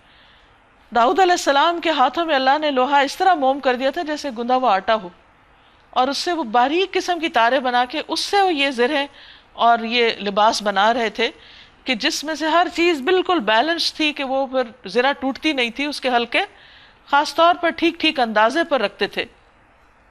فرمایا وَعَمَلُوا صَالِحًا، اور نیک عمل کرو، انی بما تعملون بصیر، جو کچھ تم کرتے ہو میں اس کو دیکھ رہا ہوں. اور سلیمان علیہ السلام کے لیے ہم نے ہوا کو مسخر کر دیا، صبح کے وقت اس کا چلنا 1 مہینے کی راہ تک، اور شام کے وقت اس کا چلنا 1 مہینے کی راہ تک. یعنی ایک سوار جتنا فاصلہ 1 مہینے میں طے کرتا ہے وہ صبح سے دوپہر تک طے کر لیتے تھے، اور اس علاقے میں چلے جاتے اور پھر واپسی کا سفر شام تک ہو جاتا. اور اس طرح ان کے لیے اللہ نے فاصلے سمیٹ دیے تھے. اب آپ سوچیں کہ آج کل ہم سمجھتے ہیں کہ ہوائی جہاز بنا کر اور ہوائی سفر کے ذریعے ہم بہت ترقی یافتہ ہو گئے ہیں، لیکن اللہ سبحانہ و تعالیٰ نے کئی ہزار سال پہلے سلیمان علیہ السلام اور ان کے جو ساتھی تھے ان کو یہ قوت عطا کی تھی کہ وہ ہوا کو مسخر کر کے طویل فاصلے بہت تھوڑی دیر میں طے کر لیں. ہم نے اس کے لیے پگھلے ہوئے تانبے کا چشمہ بہا دیا. داؤد علیہ السلام کے لیے لوہا اور ان کے لیے ایک اور دھات تانبا. اور ایسے جن اس کے تابع کر دیے جو اپنے رب کے حکم سے اس کے آگے کام کرتے تھے. یعنی صرف انسانوں کی فوجیں نہیں تھی، جنوں کی بھی تھیں جو ان کے لیے مسخر کیے گئے تھے. ان میں سے جو ہمارے حکم سے سرتابی کرتا اس کو ہم بھڑکتی ہوئی آگ کا مزہ چکھاتے. وہ اس کے لیے بناتے تھے، یعنی جنات بناتے تھے جو کچھ وہ چاہتا، جس قسم کی چیز بنوانا چاہتے وہ ان سے آرڈر پر بنوا لیتے. اونچی اونچی عمارتیں، تصاویر، بڑے بڑے حوض جیسے لگن، اور اپنی جگہ سے نہ ہٹنے والی دیگیں، کیونکہ ان کے لشکر بہت بڑے تھے اور بڑا زیادہ کھانا پکتا تھا. تو اللہ سبحانہ وتعالیٰ نے اسی کے مطابق ان کو اسباب بھی عطا کیے اور اس میں ان کے لیے بہت سہولت رکھی. فرمایا اعملوا آل داود شکرا، اے آل داؤد عمل کرو شکر کے طریقے پر، یعنی شکر گزار بندوں کی طرح کام کرو جو نعمت دینے والے کا صرف زبان سے ہی شکریہ ادا نہیں کرتا بلکہ دل سے بھی احسان مانتا ہے اور عمل بھی اس کی مرضی کے مطابق کرتا ہے. وَقَلِيلٌ مِّنْ عِبَادِيَ الشَّكُورُ، اور میرے بندوں میں بہت تھوڑے ہیں جو شکر گزار ہیں. یہ اللہ سبحانہ و تعالیٰ کا شکوہ ہے اپنے بندوں سے. دن رات نعمتیں لیتے ہیں، ہم سو بھی رہے ہوتے ہیں تو سہولت سے سانس لے رہے ہوتے ہیں، آکسیجن اندر لے جا رہے ہوتے ہیں اور کاربن ڈائی آکسائڈ باہر آ رہی ہوتی ہے، اور ہم آرام سے سو رہے ہوتے ہیں، ہمارا دل دھڑک رہا ہوتا ہے اور غذا ہمارے اندر ہماری ضروریات پوری کر رہی ہوتی ہے. یہ سب کچھ پا کر بھی اور اس کے علاوہ بھی انگنت نعمتیں، بندے اللہ ہی کو بھول جاتے ہیں. نہ سوتے وقت اس کا شکر ادا کرتے ہیں، نہ اٹھ کے ادا کرتے ہیں، اور نہ دن کے کام کاج میں اس کا ذکر کرتے ہیں. تو بندے کا کیا کام ہے کہ اپنے رب کی ان ساری نعمتوں پر اس کا شکر گزار ہو، کیونکہ نعمتوں کی حفاظت شکر کے ذریعے ہی کی جا سکتی ہے. ابو ہریرہ رضی اللہ عنہ سے روایت ہے کہ رسول اللہ صلی اللہ علیہ وسلم نے فرمایا، اے ابو ہریرہ تم پرہیزگار بن جاؤ، سب سے زیادہ عبادت گزار ہو جاؤ گے، اور قناعت کرو، سب سے زیادہ شکر گزار ہو جاؤ گے. پھر جب سلیمان علیہ السلام پر ہم نے موت کا فیصلہ نافذ کیا تو جنوں کو اس کی موت کا پتہ دینے والی کوئی چیز اس گھن کے سوا نہ تھی جو اس کے عصا کو کھا رہا تھا. کہا جاتا ہے کہ سلیمان علیہ السلام خود کھڑے ہو کر ایک عصا کے اوپر ہاتھ رکھ کر جنوں سے کام لے رہے تھے کہ اتنے میں اچانک ان کی وفات ہو گئی، اور جنوں کو نہیں پتہ چلا، وہ کام میں لگے رہے حتیٰ کہ عصا کو دیمک نے کھا لیا. جب عصا ٹوٹ کے گرا اور سلیمان علیہ السلام گر گئے تو انہیں پتہ چلا کہ یہ فوت ہو چکے ہیں. اس سے یہ ثابت کرنا مقصود تھا کہ جنوں کو غیب کا علم نہیں ہوتا، کیونکہ اس سے بہت سی خرابیاں پھر پیدا ہوتی ہیں، شرک کے دروازے کھل جاتے ہیں. اس طرح جب سلیمان علیہ السلام گر پڑے تو جنوں پہ یہ بات کھل گئی کہ اگر وہ غیب کے جاننے والے ہوتے تو اس ذلت کے عذاب میں مبتلا نہ رہتے. لقد کان لسبأ فی مسکنہم آیا، ایک طرف آل داؤد شکر گزار، دوسری طرف ایک اور قوم کا ذکر جن کو اللہ نے اسی طرح بہت نعمتوں سے نوازا تھا، لیکن ان کی ناشکری نے ان کی نعمتوں کو ختم کر دیا۔ سبا کے لیے ان کے اپنے ہی مسکن میں ایک نشانی موجود تھی۔ قوم سبا اپنے وقت کی بہت مالدار، تجارت پیشہ اور زراعت پیشہ قوم تھی، اور ان کے تجارتی اسفار جو تھے وہ بھی بڑے کامیاب تھے۔ یمن سے لے کر شام تک کے علاقے میں ہزاروں بستیاں انہوں نے بنا رکھی تھیں، ہرے بھرے راستے تھے، اور سفر بہت سہولت کے ساتھ ہوتے تھے، اور اس سے ان کی تجارت بہت چمکی ہوئی تھی۔ اسی طرح چونکہ سمندر کے کنارے کے قریب تھے تو وہاں سے سمندر پار بھی ان کی تجارت دور دور تک پھیلی ہوئی تھی۔ لیکن انہوں نے کیا کیا؟ فرمایا 2 باغ دائیں اور بائیں، کھاؤ اپنے رب کا دیا ہوا رزق اور شکر بجا لاؤ اس کا۔ اللہ نے بس اتنا ہی چاہا تھا ان سے کہ وہ نعمتیں استعمال کریں مگر شکر ادا کریں، اللہ کے بندے اللہ کے وفادار بن کر رہیں۔ ملک ہے عمدہ اور پاکیزہ، اور پروردگار ہے بخشش فرمانے والا، مگر وہ منہ موڑ گئے، یعنی شکر ادا نہیں کیا۔ آخر کار ہم نے ان پر بند توڑ سیلاب بھیج دیا۔ انہوں نے، ان کی جو اریگیشن کا سسٹم تھا وہ بہت زبردست تھا۔ کہتے ہیں کہ پہاڑوں میں گھرے ہوئے شہر تھے، پہاڑوں سے چشمے اور ندی نالے بہہ کے آتے، تو اس پانی کو روکنے کے لیے انہوں نے بند باندھے ہوئے تھے کہ وہ ضائع نہ ہو، اور اس طرح ان کی زراعت جو تھی وہ بہت عروج پر تھی۔ لیکن انہوں نے جب اللہ کی نافرمانیاں کی، ناشکری کی، تو وہی پانی جو ان کے کھیت سیراب کرتا تھا، ان کے لیے رزق اور خوشحالی کا ذریعہ تھا، اسی پانی سے ایسا سیلاب آیا جب بند ٹوٹا کہ ان کی زمین کے اوپر سے جو زرخیز مٹی تھی وہ ساری بہہ گئی، اور پیچھے جو زمین رہ گئی وہ کچھ اگانے کے قابل نہ تھی۔ اور ان کے پچھلے 2 باغوں کی جگہ 2 اور باغ انہیں دیے جن میں کڑوے کو سیلے پھل اور جھاؤ کے درخت تھے، یعنی وہ زراعت کے قابل زمین نہ رہی۔ اور کچھ تھوڑی سی بیریاں، یہ تھا ان کے کفر کا بدلہ، ناشکری کا بدلہ جو ہم نے ان کو دیا۔ دنیا میں اللہ نے نشانی دکھا دی۔ کہتے ہیں کہ 1000 سال تک یہ قوم بہت ترقی پر رہی، بہت عروج پر رہی، لیکن پھر انجام یہ ہوا۔ اور ناشکر انسان کے سوا ایسا بدلہ ہم کسی اور کو نہیں دیتے۔ یعنی جب بھی انسان سے کوئی نعمت چھنے، ضرور سوچے کیا گناہ کیا ہے، کیا غلطی کی ہے، کہاں ناشکرا پن کیا ہے، کہاں اللہ کو یاد نہیں رکھا، کہاں نعمت پا کے اس کی فرما برداری کی بجائے اس کی ناشکری کرنا شروع کر دی۔ اور ہم نے ان کے اور ان بستیوں کے درمیان جن کو ہم نے برکت عطا کی تھی نمایاں بستیاں بسا دیں، اور اس میں سفر کی مسافتیں ایک اندازے پر رکھ دیں۔ یعنی ان لوگوں کو پورا ایک ان کا جو سفر تھا اس میں ہر مناسب فاصلے پر ایک ایک بستی ہوتی تھی، جس میں ان کے امن امان کے بھی سسٹم موجود تھے، اور اس کے علاوہ کھانے پینے کی بھی سہولتیں تھیں، اور سفر سارا ہی بہت خوشگوار ہوتا تھا۔ آج بھی آپ اگر کچھ ترقی یافتہ علاقوں میں جائیں جہاں بڑے بڑے ہائی ویز ہیں اور راستے میں مختلف طرح کی ریسٹ پلیسز بنی ہوئی ہیں، تو سفر بذات خود سفر نہیں بلکہ ایک تفریح بن جاتا ہے کہ جہاں چاہے انسان روک لے، ریسٹ کر لے، کھائے پیے، انجوائے کرے، اور پھر اس کے بعد دوبارہ سفر پہ چل پڑے۔ تو یہ کئی 1000 سال پہلے ان کو یہ سب نعمتیں میسر تھیں۔ فرمایا چلو پھرو ان راستوں میں رات دن پورے امن کے ساتھ، یعنی رات کو بھی سفر سے کوئی خوف نہیں تھا، مگر انہوں نے کہا ہے ہمارے رب ہمارے سفر کی مسافتیں لمبی کر دے۔ یعنی انہیں ایسا غرور اور تکبر آیا اور ایسی باتیں کہنے لگے۔ بعض اوقات کہتا تو انسان ہنسی مذاق میں ہی ایسی باتیں کہ جب انسان کو بہت نعمتیں مل جاتی ہیں تو انسان کہتا ہے کبھی ہم بھی دوسرا مزہ چکھتے کہ جب نعمت نہیں ہوتی تو کیا ہوتا ہے۔ تو اسی قسم کے کچھ بول بولے انہوں نے، یا اسی طرح کے عمل کیے، انہوں نے اپنے اوپر آپ ظلم کیا۔ تو اسی پہ پتہ چلتا ہے کہ انسان کو منفی باتیں ہنسی مذاق میں بھی نہیں کرنی چاہیے، اور اپنے اوپر بد دعا نہیں کرنی چاہیے، نہ اپنی اولاد پر اور نہ ہی اپنے پیاروں کے لیے۔ اگر ان سے کوئی تکلیف پہنچ بھی جائے، کوئی پتہ نہیں اس کو قبولیت کا وقت ہو اور انسان کسی بڑی مشکل میں جا پڑے۔ آخر کار ہم نے انہیں افسانہ بنا کے رکھ دیا، بس کہانیاں ہی رہ گئی ان کی، کوئی چیز ان کی نہ بچی، اور انہیں بالکل تتر بتر کر ڈالا۔ یعنی ایسی منتشر ہوئی وہ قوم کہ دنیا بھر میں پھیل گئی، اور ان کا یہ بکھرنا ایک محاورہ بن گیا کہ فلاں لوگ ایسے بکھرے جیسے قوم سبا۔ یقیناً اس میں نشانیاں ہیں ہر اس شخص کے لیے جو بڑا صابر اور شاکر ہو۔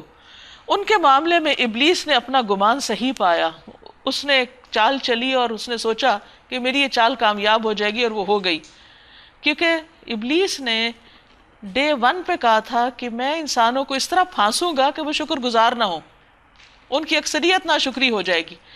تو یہی اس کا وار اس قوم پہ چل گیا، اور انہوں نے اسی کی پیروی کی، بجز ایک تھوڑے سے گروہ کے جو مومن تھا۔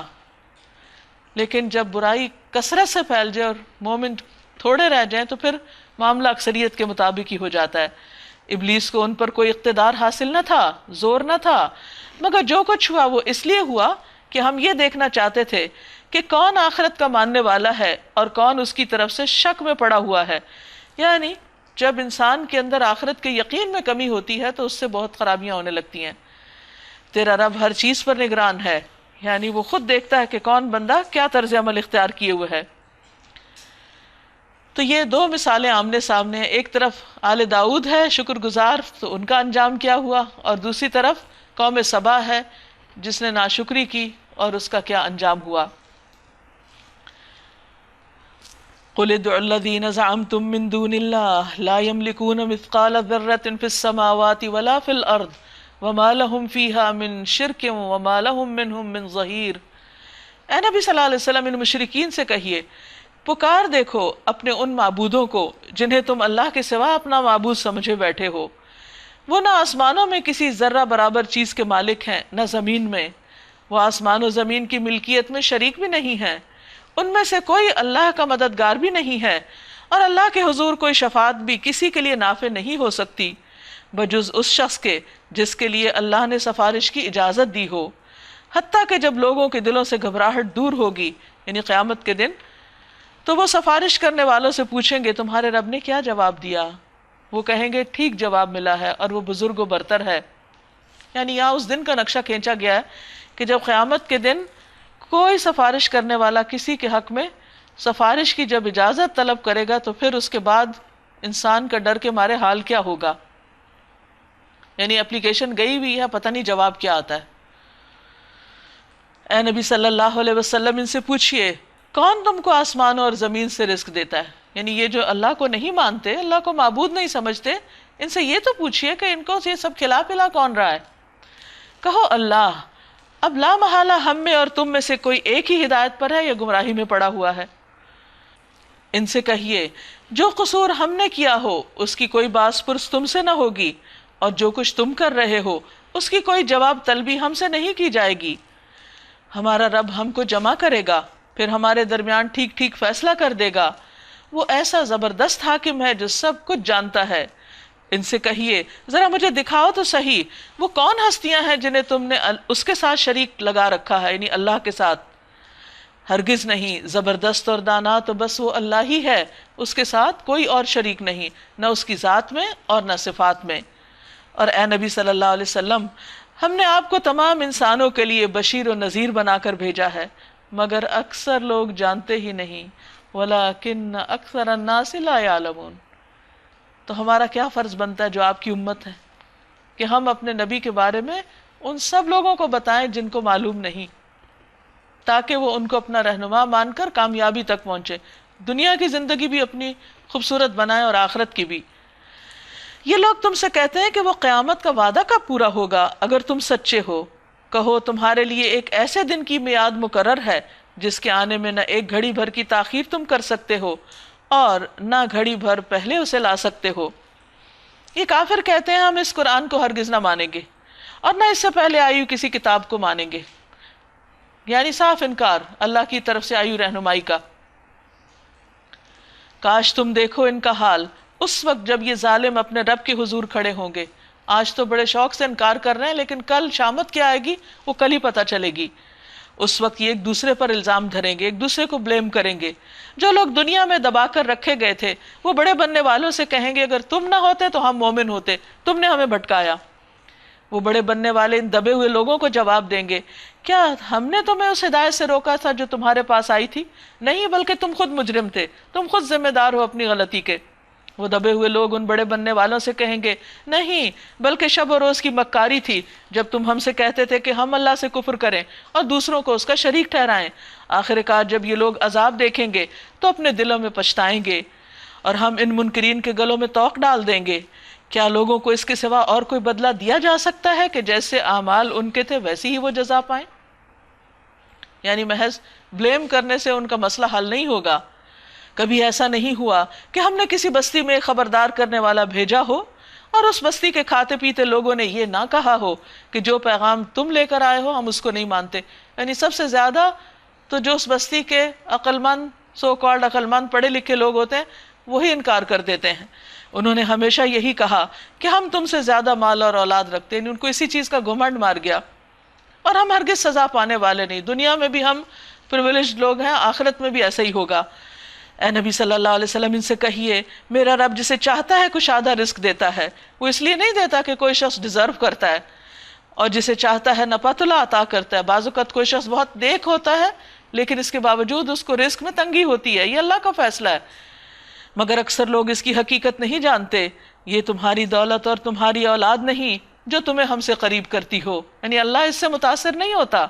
ہاں مگر جو ایمان لائے اور نیک عمل کرتے رہے یہی لوگ ہیں جن کے لیے ان کے عمل کی دوہری جزا ہے، اور بلند و بالا عمارتوں میں اطمینان سے رہیں گے، یعنی قیامت کے دن پھر جنت میں جا کر۔ رہے وہ لوگ جو ہماری آیات کو نیچا دکھانے کے لیے دوڑ دھوپ کریں گے تو وہ عذاب میں مبتلا ہوں گے۔ اے نبی صلی اللہ علیہ وسلم ان سے کہیے میرا رب اپنے بندوں میں سے جسے چاہتا ہے کھلا رزق دیتا ہے، جسے چاہتا ہے نپا تلا دیتا ہے۔ پھر دوبارہ اس کی تکرار کی گئی کہ رزق کی وجہ سے کسی کو بڑا چھوٹا مت سمجھو، جو کچھ تم خرچ کر دیتے ہو اس کی جگہ وہی تم کو اور دیتا ہے۔ یعنی آپ دیکھیے جب سے ہم پیدا ہوئے ہیں کیا کچھ خرچ کر چکے ہیں؟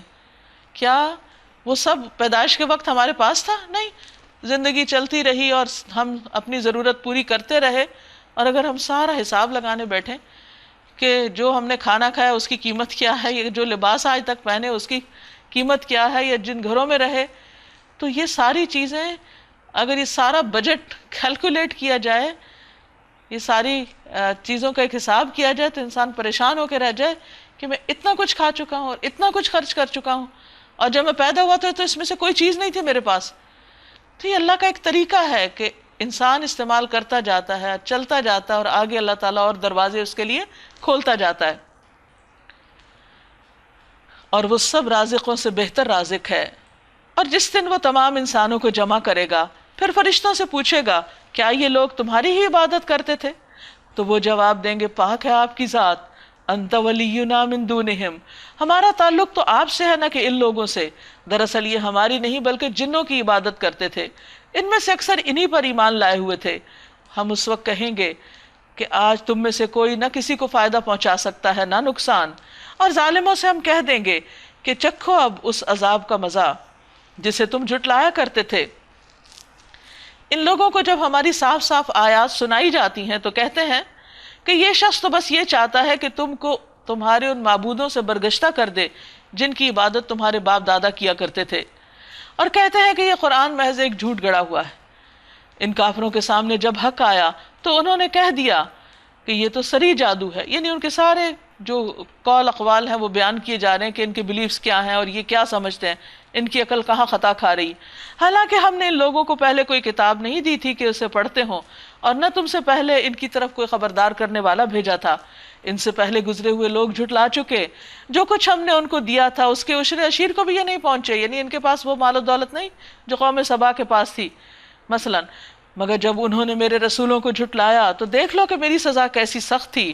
اے نبی صلی اللہ علیہ وسلم ان سے کہیے میں تمہیں بس ایک بات کی نصیحت کرتا ہوں، خدا کے لیے تم اکیلے اکیلے دو مل کر اپنا دماغ لڑاؤ اور سوچو، یعنی زیادہ لوگوں کی بات نہیں کی، اکیلے اور پھر دو، کیونکہ جتنے زیادہ لوگ ہو جاتے ہیں پھر بات کہیں سے کہیں چلی جاتی، فوکس نہیں رہتا۔ اور سوچو تمہارے صاحب میں آخر کون سی ایسی بات ہے جو جنون کی ہو، وہ تو ایک سخت عذاب کی آمد سے پہلے تمہیں متنبہ کرنے والا ہے۔ ان سے کہیے اگر میں نے تم سے کوئی اجر مانگا ہے تو تمہیں کو مبارک، یعنی میں اپنے اس تبلیغ کے کام پر تم سے کوئی صلہ نہیں چاہتا، میرا اجر تو اللہ کے ذمہ ہے اور وہ ہر چیز پر گواہ ہے۔ ان سے کہیے میرا رب مجھ پر حق کا القاء کرتا ہے اور وہ تمام پوشیدہ حقیقتوں کا جاننے والا ہے۔ کہو حق آ گیا اور اب باطل کے کیے کچھ نہیں ہو سکتا، کہو اگر میں گمراہ ہو گیا ہوں تو میری گمراہی کا وبال مجھ پر ہے، اور اگر میں ہدایت پر ہوں تو اس وحی کی بنا پر ہوں جو میرا رب میرے اوپر نازل کرتا ہے، وہ سب کچھ سنتا اور قریب ہے سمیع قریب۔ کاش تم دیکھو انہیں اس وقت جب یہ لوگ گھبرائے پھر رہے ہوں گے اور کہیں بچ کر نہ جا سکیں گے، بلکہ قریب ہی سے پکڑ لیے جائیں گے۔ اس وقت یہ کہیں گے کہ ہم اس پر ایمان لے آئے، حالانکہ اب دور نکلی ہوئی چیز کہاں ہاتھ آ سکتی ہے، یعنی موقع گزر گیا۔ اب اس سے پہلے یہ کفر کر چکے تھے اور بلا تحقیق دور دور کی کوڑیاں لاتے تھے، یعنی اپنے وہم و گمان سے باتیں کرتے تھے اور ان پہ جمے ہوئے تھے۔ اس وقت جس چیز کی یہ تمنا کر رہے ہوں گے اس سے محروم کر دیے جائیں گے، جس طرح ان کے پیش رو ہم مشرب محروم ہو چکے ہوں گے۔ انہم کانوا فی شک مریب، یہ بڑے گمراہ کن شک میں پڑے ہوئے تھے جو ان کو بے چین کیے ہوئے تھا۔ سورۃ فاطر۔ بسم اللہ الرحمن الرحیم، شروع اللہ کے نام سے جو بے انتہا مہربان نہایت رحم فرمانے والا ہے۔ الحمد للہ فاطر السماوات والارض جاعل الملائکۃ رسلا رسلا اولی اجنحۃ مثنی وثلاث ورباع یزید فی الخلق ما یشاء ان اللہ علی کل شیء قدیر۔ تعریف اللہ ہی کے لیے ہے جو آسمانوں اور زمین کا بنانے والا اور فرشتوں کو پیغام رساں مقرر کرنے والا ہے۔ یعنی اللہ سبحانہ وتعالیٰ نے اپنے بندوں کی ہدایت کے لیے جو پیغام بھیجا ہے وہ فرشتوں کے ذریعے بھیجا ہے، اور ان فرشتوں کو خاص پاورز عطا کی ہیں۔ ایسے فرشتے جن کے 2 2 3 3 اور 4 4 بازو ہیں، وہ اپنی مخلوق کی ساخت میں جیسا چاہتا ہے اضافہ کرتا ہے۔ حضرت جبریل علیہ السلام کو جب آپ صلی اللہ علیہ وسلم نے دیکھا تو ان کے 600 پر تھے۔ زمزم کے کنویں کے بارے میں آتا ہے کہ فرشتے نے اپنی ایڑی یا بازو سے زمین میں گڑھا کر دیا، جس سے وہاں سے پانی ابل آیا۔ یقیناً اللہ ہر چیز پر قادر ہے۔ اللہ جس رحمت کا دروازہ بھی لوگوں کے لیے کھول دے اسے کوئی روکنے والا نہیں، اور جسے وہ بند کر دے اسے اللہ کے بعد پھر کوئی دوسرا کھولنے والا نہیں۔ اس لیے اللہ کو چھوڑ کے کسی اور کے پاس جانے کی بھی ضرورت نہیں۔ سارے اختیارات کا مالک صرف اللہ ہے، وہی رزق دیتا ہے، وہی اولاد دیتا ہے، وہی مشکلیں آسان کرتا ہے۔ اس لیے بندے کو ہر حال میں براہ راست ڈائریکٹ اس کی طرف جانا چاہیے، وہ زبردست اور حکیم ہے۔ لوگو تم پر جو اللہ کے احسانات ہیں انہیں یاد رکھو۔ کیا اللہ کے سوا کوئی اور خالق بھی ہے جو تمہیں آسمان اور زمین سے رزق دیتا ہو؟ یعنی اگر اللہ تعالیٰ تمہاری فصلوں کو نہ اگنے دے تو کسی میں طاقت نہیں کہ وہ اگا سکے۔ اب جن علاقوں میں قحط آتا ہے تو یہ بھی ایک نشانی ہے نا، اللہ تعالیٰ وہاں نہیں اگاتے، نہیں بارش بھیجتے، ساری دنیا میں مل کے وہاں کچھ نہیں اگا سکتی۔ کوئی معبود اس کے سوا نہیں۔ آخر تم کہاں سے دھوکہ کھا رہے ہو؟ کون تمہیں بہکا رہا ہے؟ اب اگر اے نبی صلی اللہ علیہ وسلم یہ لوگ آپ کو جھٹلاتے ہیں تو یہ کوئی نئی بات نہیں، آپ سے پہلے بھی بہت سے رسول جھٹلائے جا چکے ہیں، اور سارے معاملات آخر کار اللہ ہی کی طرف رجوع ہونے والے ہیں۔ یعنی فیصلہ لوگوں کے ہاتھوں میں نہیں کہ اگر یہ جھٹلائیں گے تو یہ کوئی نقصان دیں گے، فیصلہ تو اللہ کے پاس ہے، اور وہ ان کو پوچھے گا اور پکڑے گا۔ یا ایہا الناس، اے لوگو، ان وعد اللہ حق، بے شک اللہ کا وعدہ سچا ہے، برحق ہے، یعنی آخرت کا وعدہ۔ فلا تغرنکم الحیات الدنیا، تمہیں دنیا کی زندگی دھوکے میں نہ ڈالے۔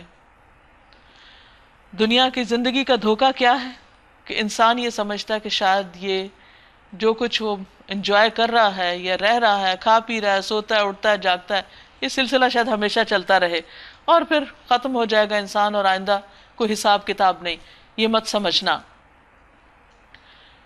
اور نہ وہ بڑا دھوکے باز یعنی شیطان تمہیں اللہ کے بارے میں کوئی دھوکہ دینے پائے کہ تم اللہ کی بات نہ مانو۔ در حقیقت شیطان تمہارا دشمن ہے، اس لیے اب تم اسے اپنا دشمن ہی سمجھو۔ تو انسان دشمن کی بات کبھی نہیں مانتا، تو اس کی بات بھی نہ مانو۔ وہ تو اپنے پیروکاروں کو اپنی راہ پر اس لیے بلا رہا ہے کہ وہ دوزخیوں میں شامل ہو جائیں، یعنی اس کی بات ماننے کا مطلب یہ ہے کہ انجام بھی پھر اسی کے ساتھ ہو۔ جو لوگ کفر کریں گے ان کے لیے سخت عذاب ہے، اور جو ایمان لائیں گے اور نیک عمل کریں گے ان کے لیے مغفرت اور بڑا اجر ہے۔ افمن زین لہ سوء عملہ فرآہ حسنا، بھلا کچھ ٹھکانہ ہے اس شخص کی گمراہی کا جس کے لیے اس کا برا عمل خوشنما بنا دیا گیا ہو اور وہ اسے اچھا سمجھ رہا ہو۔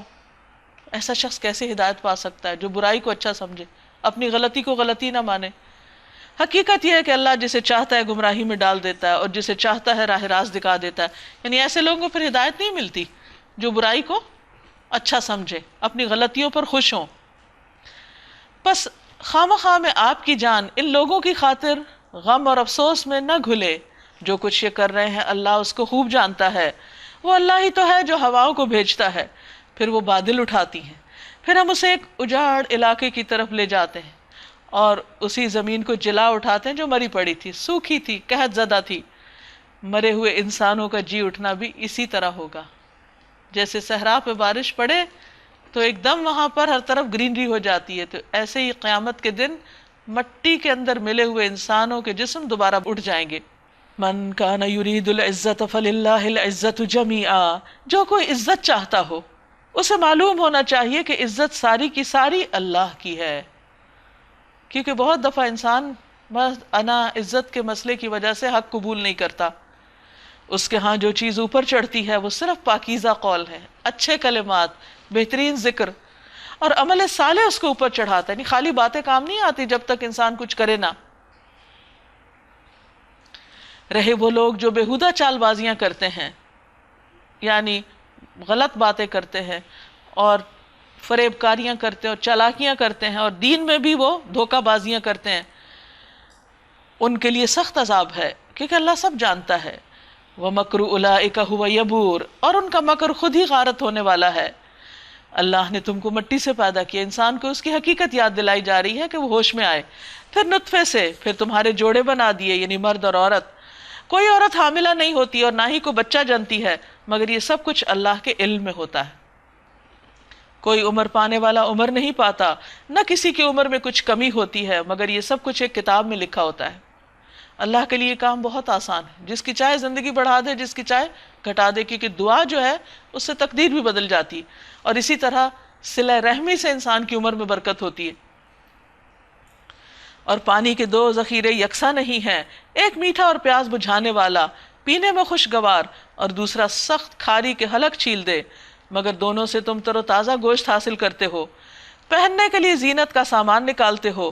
اور اسی پانی میں تم دیکھتے ہو کہ کشتیاں اس کا سینہ چیرتی ہوئی چلی جا رہی ہیں تاکہ تم اللہ کا فضل تلاش کرو. کیونکہ بہت سے کھانے پینے کی چیزوں کی ٹرانسپورٹیشن جو ہے وہ سمندر کے ذریعے ہوتی ہے، کشتیوں کے ساتھ، یعنی کشتیوں کے ذریعے لوگ ادھر ادھر لے جاتے ہیں. اور اس کے شکر گزار بنو، وہ دن کے اندر رات کو اور رات کے اندر دن کو پروتا ہوا لے آتا ہے. یعنی پتہ ہی نہیں چلتا، ایک دوسرے میں تبدیل ہو جاتا ہے، ہمیں کچھ بھی نہیں کرنا پڑتا، خود بخود ہو رہا ہے یہ سب. چاند اور سورج کو اس نے مسخر کر رکھا ہے. یہ سب کچھ ایک وقت مقرر تک کے لیے چلا جا رہا ہے، یعنی اپنی گردش میں ہے. وہی اللہ جس کے یہ سارے کام ہیں تمہارا رب ہے، بادشاہی اسی کی ہے. اسے چھوڑ کر جن دوسروں کو تم پکارتے ہو وہ ایک پر ایک کاہ کے مالک بھی نہیں ہے. انہیں پکارو تو وہ تمہاری دعا سن نہیں سکتے، سن لیں تو تمہیں کوئی جواب نہیں دے سکتے، اور قیامت کے روز وہ تمہارے شرک کا انکار کر دیں گے. یعنی وہاں جا کر کہیں گے کہ ہم نے کب کہا تھا کہ ہم سے کچھ مانگو، اور ہم نے کیا کب کہا تھا کہ ہم تمہاری دعائیں سننے والے ہیں یا تمہارے غم بانٹنے والے ہیں. حقیقت حال کی ایسی صحیح خبر تمہیں خبردار کے سوا کوئی نہیں دے سکتا. یعنی اللہ تعالیٰ نے خود ہی بتا دیا کہ غیر اللہ سے مانگنے میں تمہیں کوئی فائدہ نہیں. یا ایہا الناس انتم الفقراء الی اللہ. اے لوگو، اے سب لوگو، نیک بد، عالم جاہل، عورت مرد، کالا گورا، سب کے سب. یا ایہا الناس انتم الفقراء، تم سب محتاج ہو. سوچئے ذرا کہ کبھی کسی نیک سے نیک شخص نے یہ کہا کہ میں بہت نیک ہوں، مجھے مزید نیکی کی ضرورت نہیں، یا مجھے اللہ کی رحمت کی ضرورت نہیں، میں تو خود ہی اپنی ذات میں بہت کچھ ہوں. نہیں، ہر ایک محتاج ہے. کوئی کتنا کچھ بھی کر لے. فرشتے جو دن رات اللہ کے حضور جھکے رہتے ہیں، قیامت کے دن کہیں گے یا اللہ ہم نے تیری عبادت کا حق نہیں ادا کیا، ما عبدناک حق عبادتک. تو جب وہ اللہ سے مانگ رہے ہیں اور اللہ سے ڈرتے ہیں اور اللہ کے آگے جھکے ہوئے ہیں، تو پھر ہم انسانوں کو بھی اللہ ہی سے مانگنا چاہیے، اللہ ہی سے اپنی ضروریات اس کے سامنے رکھنی چاہیے. اور اللہ تو غنی اور حمید ہے. وہ ایک ذات ایسی ہے کہ جس کو کسی چیز کی ضرورت نہیں، نہ کسی کی عبادت کی، نہ کسی کے صدقہ خیرات کی، اور نہ کسی اور چیز کی. اور باقی انسان وہ سب محتاج ہیں. آپ دیکھیے کہ خود نبی صلی اللہ علیہ وسلم کتنی دعائیں مانگا کرتے تھے. جنگ بدر میں جب آپ پریشان تھے کہ دشمن ان سے 3 گنا زیادہ تعداد میں سر پہ آ کھڑا ہوا تھا، تو آپ سجدے میں پڑے اور رو رو کر اللہ سے پکار کے دعائیں کر رہے تھے. اور اللہ کے رسول صلی اللہ علیہ وسلم سے بڑا کون ہو سکتا ہے؟ کوئی بھی نہیں. تو جب اللہ کے رسول صلی اللہ علیہ وسلم سارے انسانوں میں سے سب سے بڑے ہیں، سب سے زیادہ اللہ کے قریب ہیں، وہ اللہ سے خود مانگ رہے ہیں، تو ہمیں ان سے مانگنا چاہیے، اللہ ہی سے مانگنا چاہیے، اللہ سے مانگنا چاہیے. فرمایا وہ چاہے تو تمہیں ہٹا کر کوئی نئی خلقت تمہاری جگہ لے آئے، ایسا کرنا اللہ کے لیے کچھ بھی دشوار نہیں. کوئی بوجھ اٹھانے والا کسی دوسرے کا بوجھ نہ اٹھائے گا، اور اگر کوئی لدا ہوا نفس اپنا بوجھ اٹھانے کے لیے پکارے گا تو اس کے بوجھ کا ایک ذرا حصہ بھی، ادنا حصہ بھی بٹانے کے لیے کوئی نہ آئے گا، چاہے وہ قریب ترین رشتہ دار ہی کیوں نہ ہو. یعنی قیامت کے دن تو کوئی کسی کے کام آنے والا نہیں. سب سے زیادہ فکر دنیا میں آپ دیکھیں کہ رشتہ داروں کو ہوتی ہے. اگر کسی پہ کوئی موت کی تکلیف آ جائے، کوئی نقصان ہو جائے تو وہی پہلے آتے ہیں. قیامت کے دن وہ بھی نہیں آئیں گے تو باقی کس نے آنا؟ اے نبی صلی اللہ علیہ وسلم، آپ تو صرف ان لوگوں کو خبردار کر سکتے ہیں جو بن دیکھے اپنے رب سے ڈرتے ہیں، نماز قائم کرتے ہیں. جو شخص بھی پاکیزگی اختیار کرتا ہے وہ اپنی ہی بھلائی کے لیے کرتا ہے. نیک کوئی بنتا ہے تو اپنے آپ کو فائدہ دیتا ہے، اور پلٹنا سب کو اللہ کی طرف ہے. وَمَا يَسْتَوِي الْأَعْمَى وَالْبَصِيرُ، اندھا اور آنکھوں والا برابر نہیں ہوتے. وَلَا الظُّلُمَاتُ وَلَا النُّورُ، تاریکیاں اور روشنی یکساں نہیں.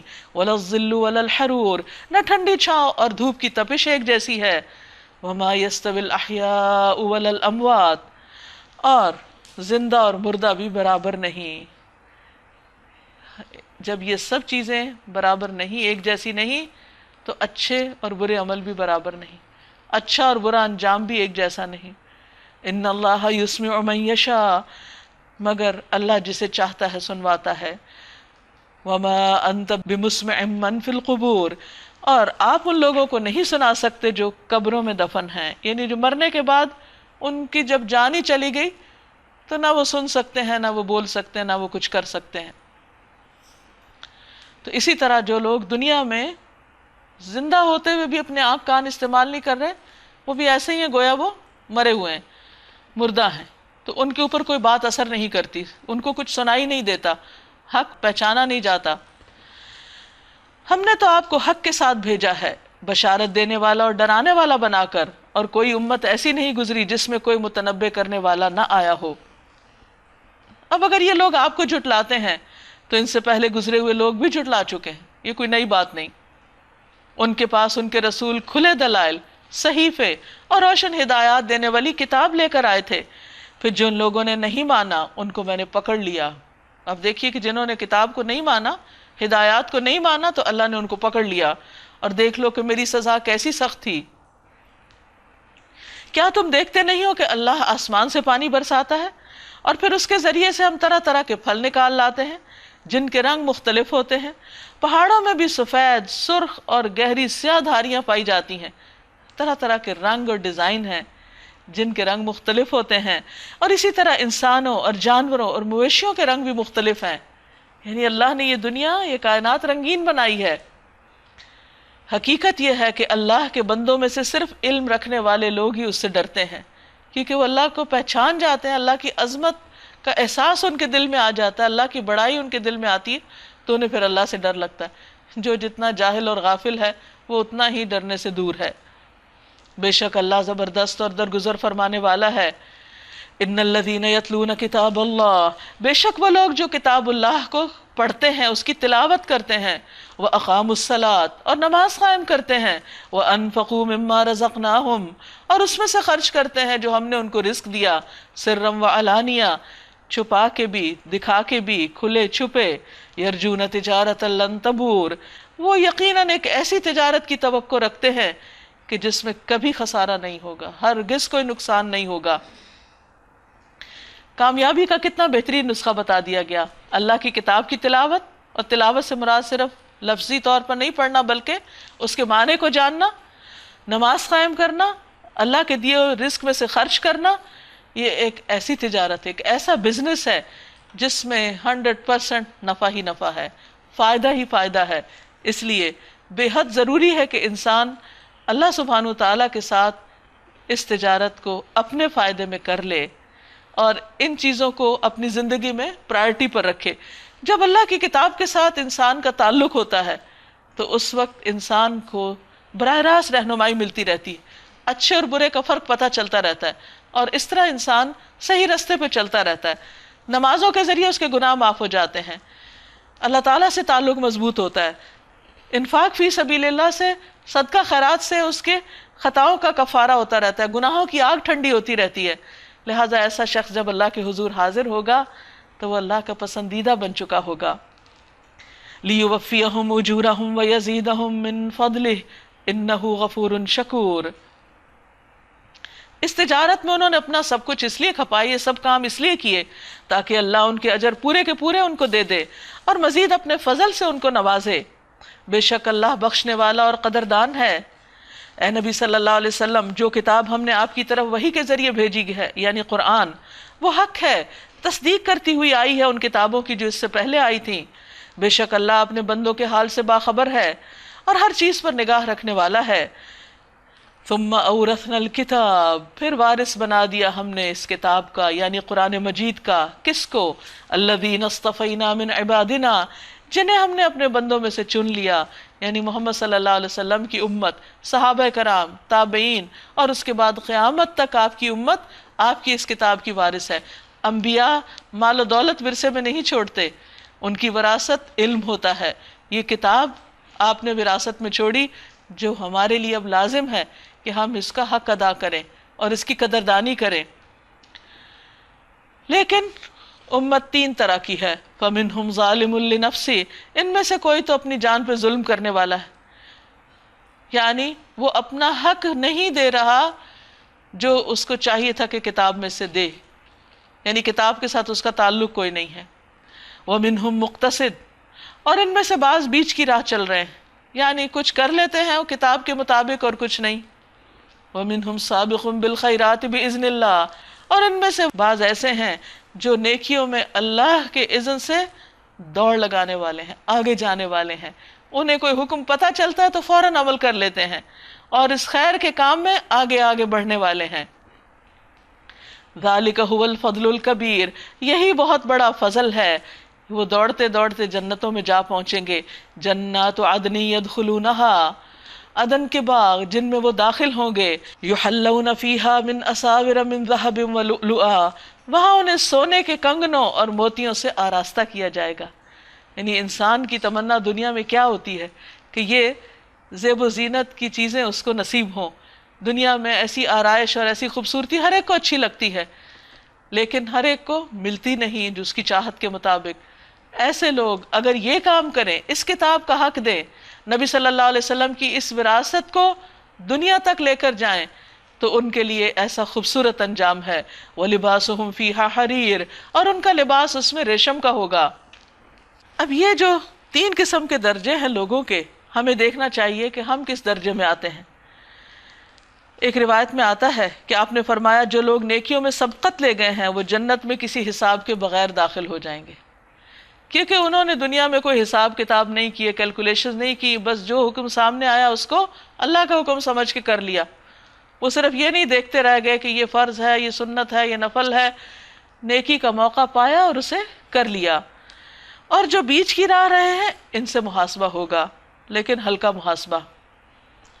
رہے وہ لوگ جنہوں نے اپنے نفس پہ ظلم کیا تو وہ حشر کے طویل عرصے میں روکے جائیں گے، یعنی وہاں انتظار کرنا پڑے گا ان کو، انہی کو اللہ اپنی رحمت میں لے لے گا پھر آخر میں۔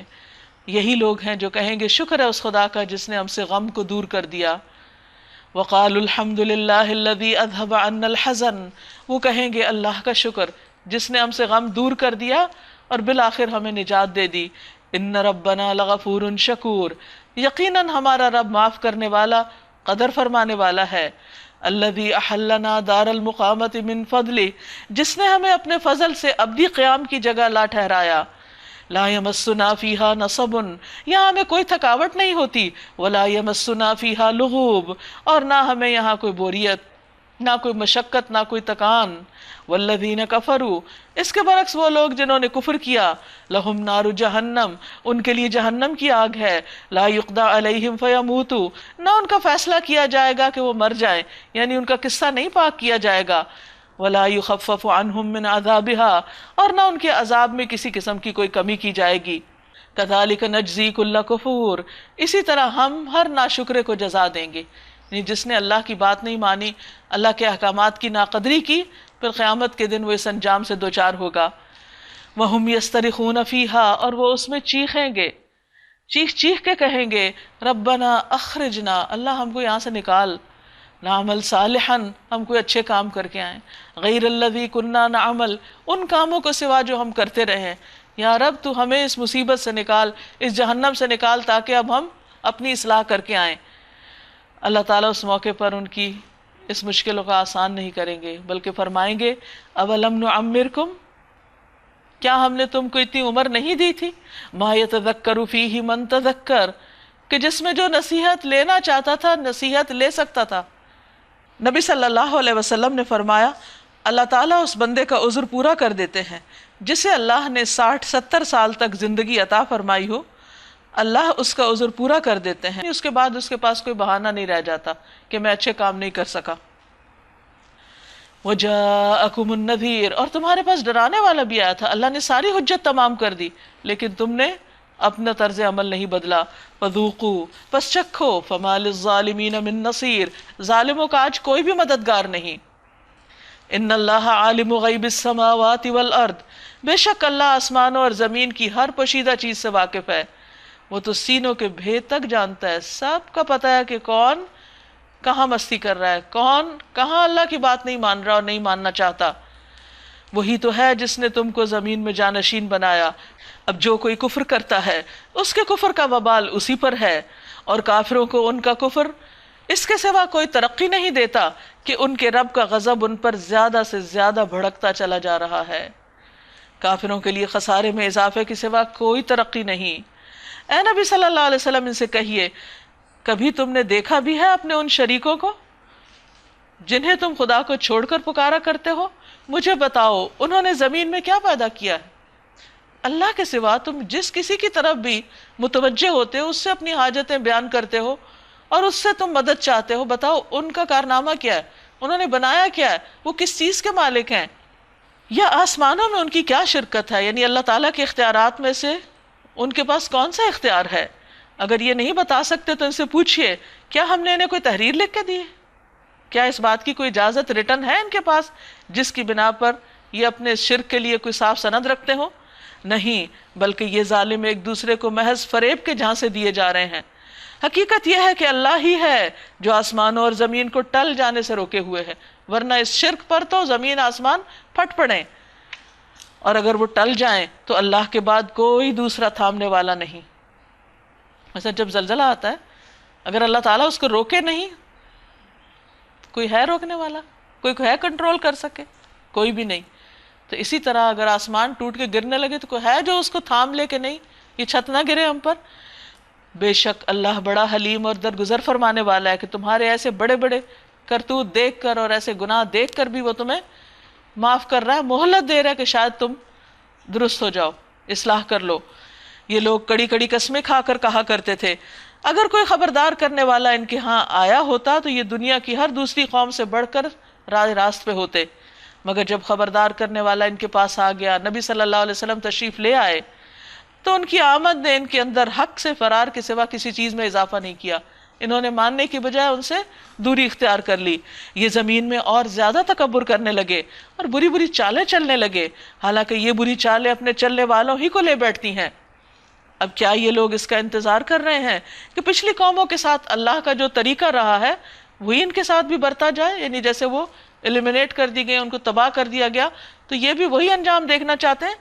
یہی بات ہے تو تم اللہ کے طریقے میں ہرگز کوئی تبدیلی نہیں پاؤ گے کہ سرکشوں کا انجام ایک ہی جیسا رہا، اور تم کبھی نہ دیکھو گے کہ اللہ کی سنت کو اس کے مقرر راستے سے کوئی طاقت پھیر سکتی ہے. کیا یہ لوگ زمین میں کبھی چلے پھرے نہیں کہ ان کو ان لوگوں کا انجام نظر آتا؟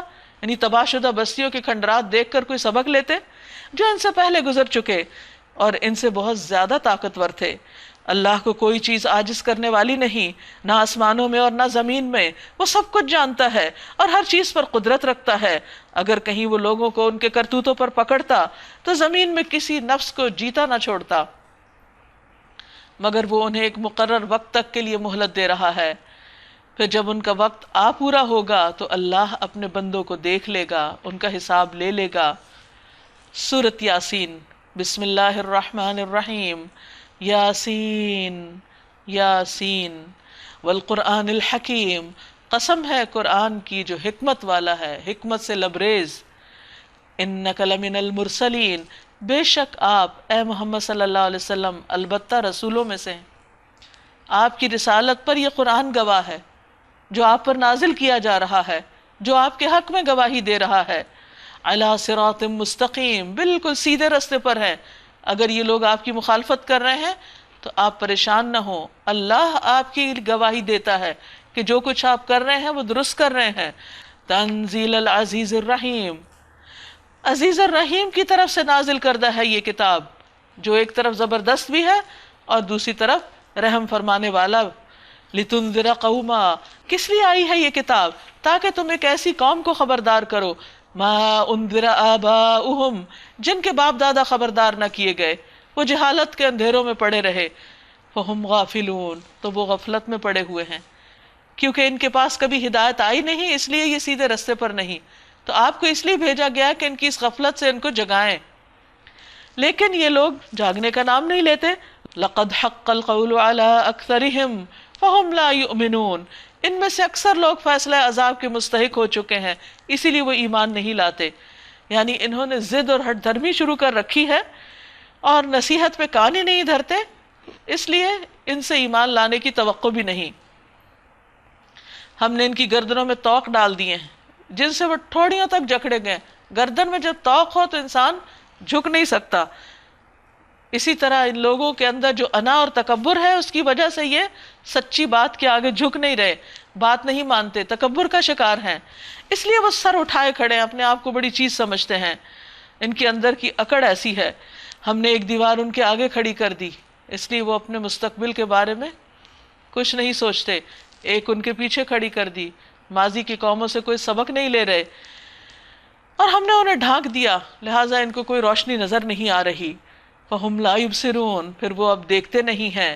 وَسَوَاءٌ عَلَيْهِمْ، اور برابر ہے ان پر، أَأَنذَرْتَهُمْ أَمْ لَمْ تُنذِرْهُمْ، خواہ آپ انہیں ڈرائیں یا نہ ڈرائیں، خبردار کریں یا نہ کریں، لَا يُؤْمِنُونَ، یہ نہیں مانیں گے۔ یہ سب کیوں ہوا ان کے ساتھ؟ کیونکہ انہوں نے حق کو دیکھ کر انکار کر دیا، اور جب پہلی دفعہ کوئی انکار کر دیتا ہے تو پھر دوبارہ اس کا قبول کرنا بہت مشکل ہو جاتا ہے، کیونکہ وہ انا کا مسئلہ بن جاتا ہے۔ یہی مسئلہ ان کے ساتھ ہوا ہے کہ یہ اپنے آپ کو بڑی چیز سمجھتے تھے، نبی صلی اللہ علیہ وسلم کے لائے ہوئے پیغام کو انہوں نے قابل قبول نہ سمجھا، اس لیے اب ان کی سزا یہ ہے کہ ان کو ہدایت نہ ملے۔ انما تنذر من اتبع الذکر وخشی الرحمن بالغیب، بے شک آپ تو اسی کو خبردار کر سکتے ہیں جو نصیحت کی پیروی کرے اور بن دیکھے خدائے رحمان سے ڈرے۔ یعنی آپ اسی کو سمجھائیں گے جو سنے گا، جو سر جھکائے گا، جو حق کی پیروی کرنا چاہے گا اور جو رحمان سے ڈرتا بھی ہوگا بن دیکھے۔ فَبَشِّرْهُ بِمَغْفِرَةٍ وَأَجْرٍ کریم، آپ اسے مغفرت اور اجر کریم کی بشارت دے دیجئے۔ یہ اتنے بڑے اجر کا کام ہے، اللہ کو دیکھے بغیر اسے ڈرنا اور اس کی بات مان لینا۔ جنت اسی چیز کی جزا ہے۔ اِنَّا نَحْنُ نُحْيِي الْمَوْتَى وَنَكْتُبُ مَا قَدَّمُوا وَآثَارَهُمْ، یقیناً ہم ایک روز مردوں کو زندہ کرنے والے ہیں، جو کچھ افعال انہوں نے کیے ہیں وہ سب ہم لکھتے جا رہے ہیں، اور جو کچھ آثار انہوں نے اپنے پیچھے چھوڑے ہیں وہ بھی ہم ریکارڈ کر رہے ہیں۔ ہر چیز کو ہم نے ایک کھلی کتاب میں درج کر رکھا ہے۔ یعنی انسان کو پھر سمجھایا جا رہا ہے کہ ایک دن ایسا آئے گا کہ جب سب مرے ہوئے لوگ دوبارہ اٹھیں گے، اور اس وقت ان کو ان کے نامہ اعمال دے دیے جائیں گے۔ یہ نامہ اعمال 3 طرح کی چیزوں پر مشتمل ہے۔ ایک وہ اعمال جو انہوں نے اپنی زندگی میں کر کے اپنے لیے آگے بھیجے، اچھے یا برے۔ دوسرے وہ جو اپنے بعد کے لوگوں کے لیے بطور نمونہ چھوڑ آئے، یعنی آثار۔ ما قدموا و آثارہم، اور ان آثار میں ایک تو وہ جو وقتی طور پر اس دور کے لوگوں کے اوپر پڑے، اور دوسرے وہ جو مرنے کے بعد نسل در نسل چلتے رہے۔ بنو سلمہ کے لوگ مدینہ کے ایک کونے میں مسجد سے دور رہتے تھے، انہوں نے مسجد کے قریب منتقل ہونے کا ارادہ کیا تو یہ آیت نازل ہوئی کہ بے شک ہم تمہارے نشانات قدم لکھ رہے ہیں۔ آج کی دنیا میں جب ریکارڈنگ کے اور ویڈیو ریکارڈنگ کے سارے انتظامات موجود ہیں تو اللہ سبحانہ و تعالیٰ کے ہاں کسی بھی چیز کی ریکارڈنگ تصویر کے ساتھ ہو، آواز کے ساتھ ہو، کسی اور طریقے سے ہو، وہ کچھ بھی مشکل نہیں۔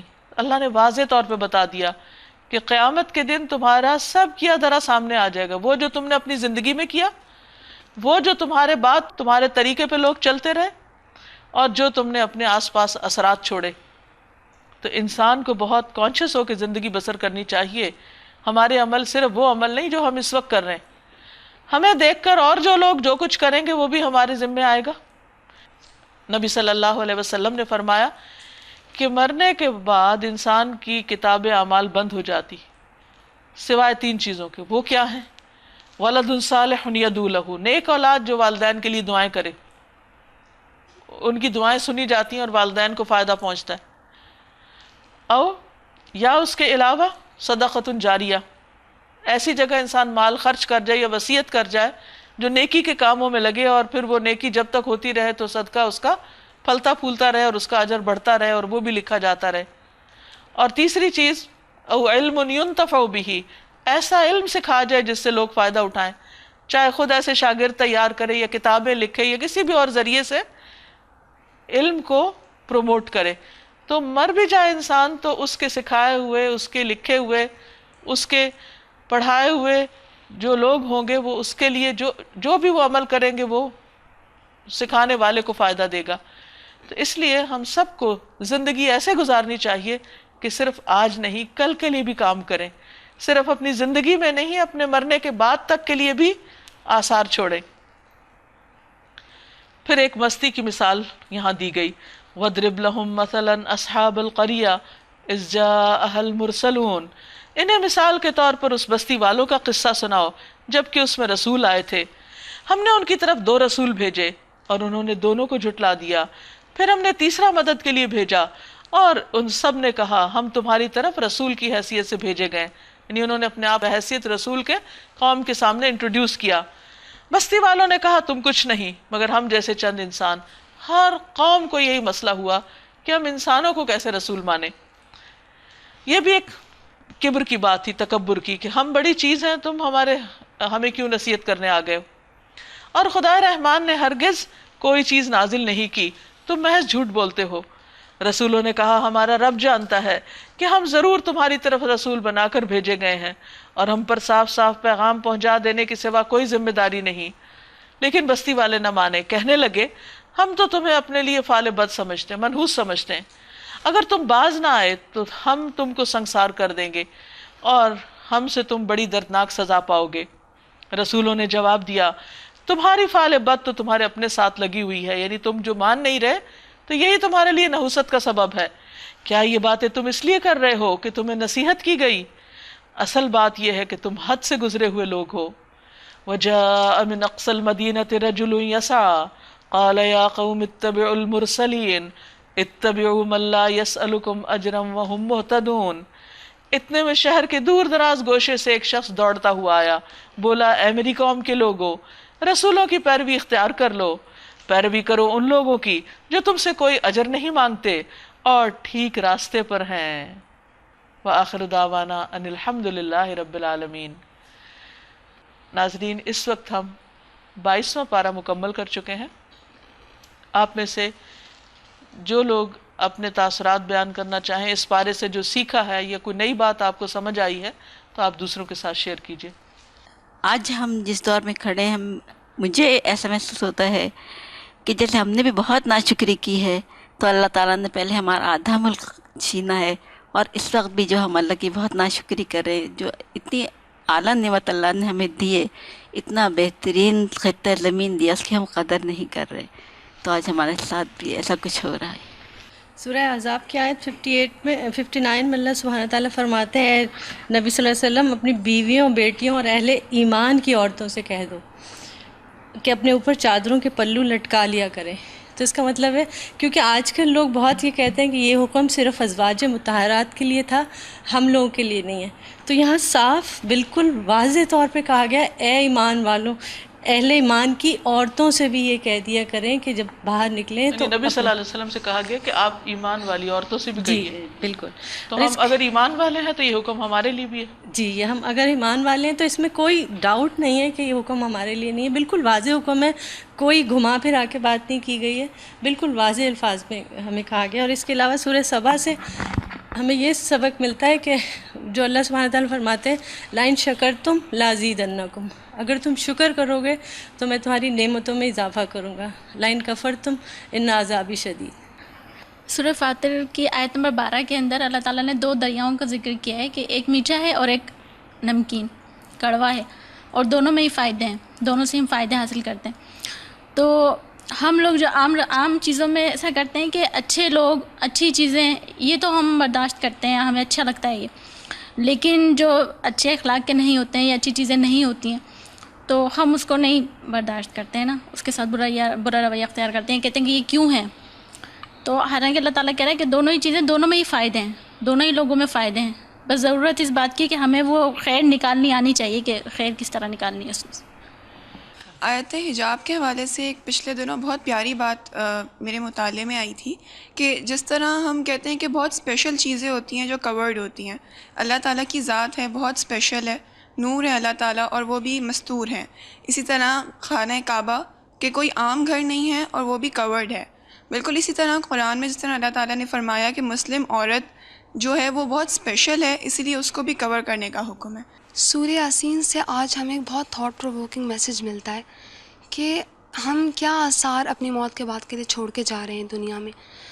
اگر دیکھا جائے تو ایک ایوریج انسان، مطلب کہ ہم لوگ ویڈیوز، پکچرز، ہماری جو رائٹنگ ہے، جو ہم لکھ رہے ہیں، کسی کو کچھ سکھا رہے ہیں، ہم نے کچھ بنایا ہے، جو بھی ہماری موت کے بعد یہاں پہ رہ جائے گا، تو کیا اس میں زیادہ چیزیں وہ ہیں جو بیکار یا فضول ہیں، جو ہمیں موت کے بعد فائدہ نہیں دیں گی، اور ایسا بہت کم ہے جو ہمیں ہماری آخرت میں کام آئے. تو انسان کو بہت محتاط ہونے کی ضرورت ہے لائف میں. یہ دعاؤں کے بارے میں آج پتہ لگا کہ انسان تو محتاج ہیں، سبھی محتاج ہیں.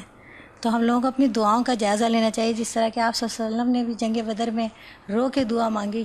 تو جو لوگ بھی دعا میں کسی کو بھی شریک کرتے ہیں تو انہیں بڑا غور کی ضرورت ہے. آج ایک چیز جو مجھے بہت زیادہ سمجھ میں آئی وہ یہ ہے کہ بعض اوقات ہم قرآن مجید پڑھ رہے ہوتے ہیں اور کچھ احکامات ہوتے ہیں جو کہ ہمیں نہیں سمجھ آ رہے ہوتے اس وقت، تو اس میں دراصل ہمارے عقل کی نقص ہے کہ ہمیں نہیں سمجھ میں آ رہے. تو بیسیکلی جو ریزن ہوتا ہے کسی چیز کے نہیں سمجھ میں آنے کا، وہ ہم اس کی ڈیپتھ کو نہیں سمجھتے ہوتے. تو اس کا حل بھی اللہ سبحانہ و تعالیٰ نے قرآن مجید میں بتا دیا کہ فَاسْأَلُوا أَهْلَ الذِّكْرِ إِن كُنتُمْ لَا تَعْلَمُونَ. تو اگر اللہ تعالیٰ کے بارے میں یا کسی احکام کے بارے میں ہمیں کوئی بھی دل میں شکوک ہے، شبہات ہیں، تو اس کے بارے میں ہمیں جاننے کی کوشش کرنی چاہیے. سورۃ الفاتر آیت نمبر 32 سے میں نے جو لیسن لیا کہ اگر مجھے واقعی میں جنت چاہیے تو مجھے ہر چیز میں سابقون بالخیرات بننا ہوگا. سورہ احزاب میں جو آداب معاشرت ہمیں بتائے گئے، جو آج کل ہمارے معاشرے میں سب سے زیادہ ہم اسے بھول گئے ہیں، تو یہ ہمیں اسی آداب معاشرت کے حوالے سے خود بھی اپنی اصلاح کرنی ہوگی کہ دوسروں کے گھروں میں جانے سے پہلے اجازت لے کے داخل ہوں. کہ آج کل اجازت ہی لینے والے کو سب سے زیادہ برا سمجھا جاتا ہے کہ کیوں آپ ہم سے پوچھ کیوں رہے ہیں. تو یہ ہمارے لیے عمل ہم سب کو اپنے اصول یہ بنانا ہوگا کہ جب بھی کسی کے گھر جائیں اس سے پہلے اجازت لے لیں اور نہ جواب ملنے پر ناراضگی کا اظہار نہ کیا جائے. اور پورے پارے سے جو سبق آج ہمیں مل رہا ہے کہ ایمان، عمل صالح، یہ 2 چیزیں تو ہمارے لیے ضروری ہوں گی، لیکن اس کے ساتھ اللہ اور اللہ کے رسول صلی اللہ علیہ وسلم کی اطاعت اور اتباع بھی ہم پر لازم ہے. ناظرین، اس کے ساتھ ہی ہمارے آج کے پروگرام کا وقت ختم ہوتا ہے. اللہ تعالیٰ سے دعا ہے کہ وہ ہمیں عمل کی توفیق عطا فرمائے. آپ سب کے لیے دعائیں اور نیک تمنائیں. السلام علیکم ورحمۃ اللہ وبرکاتہ.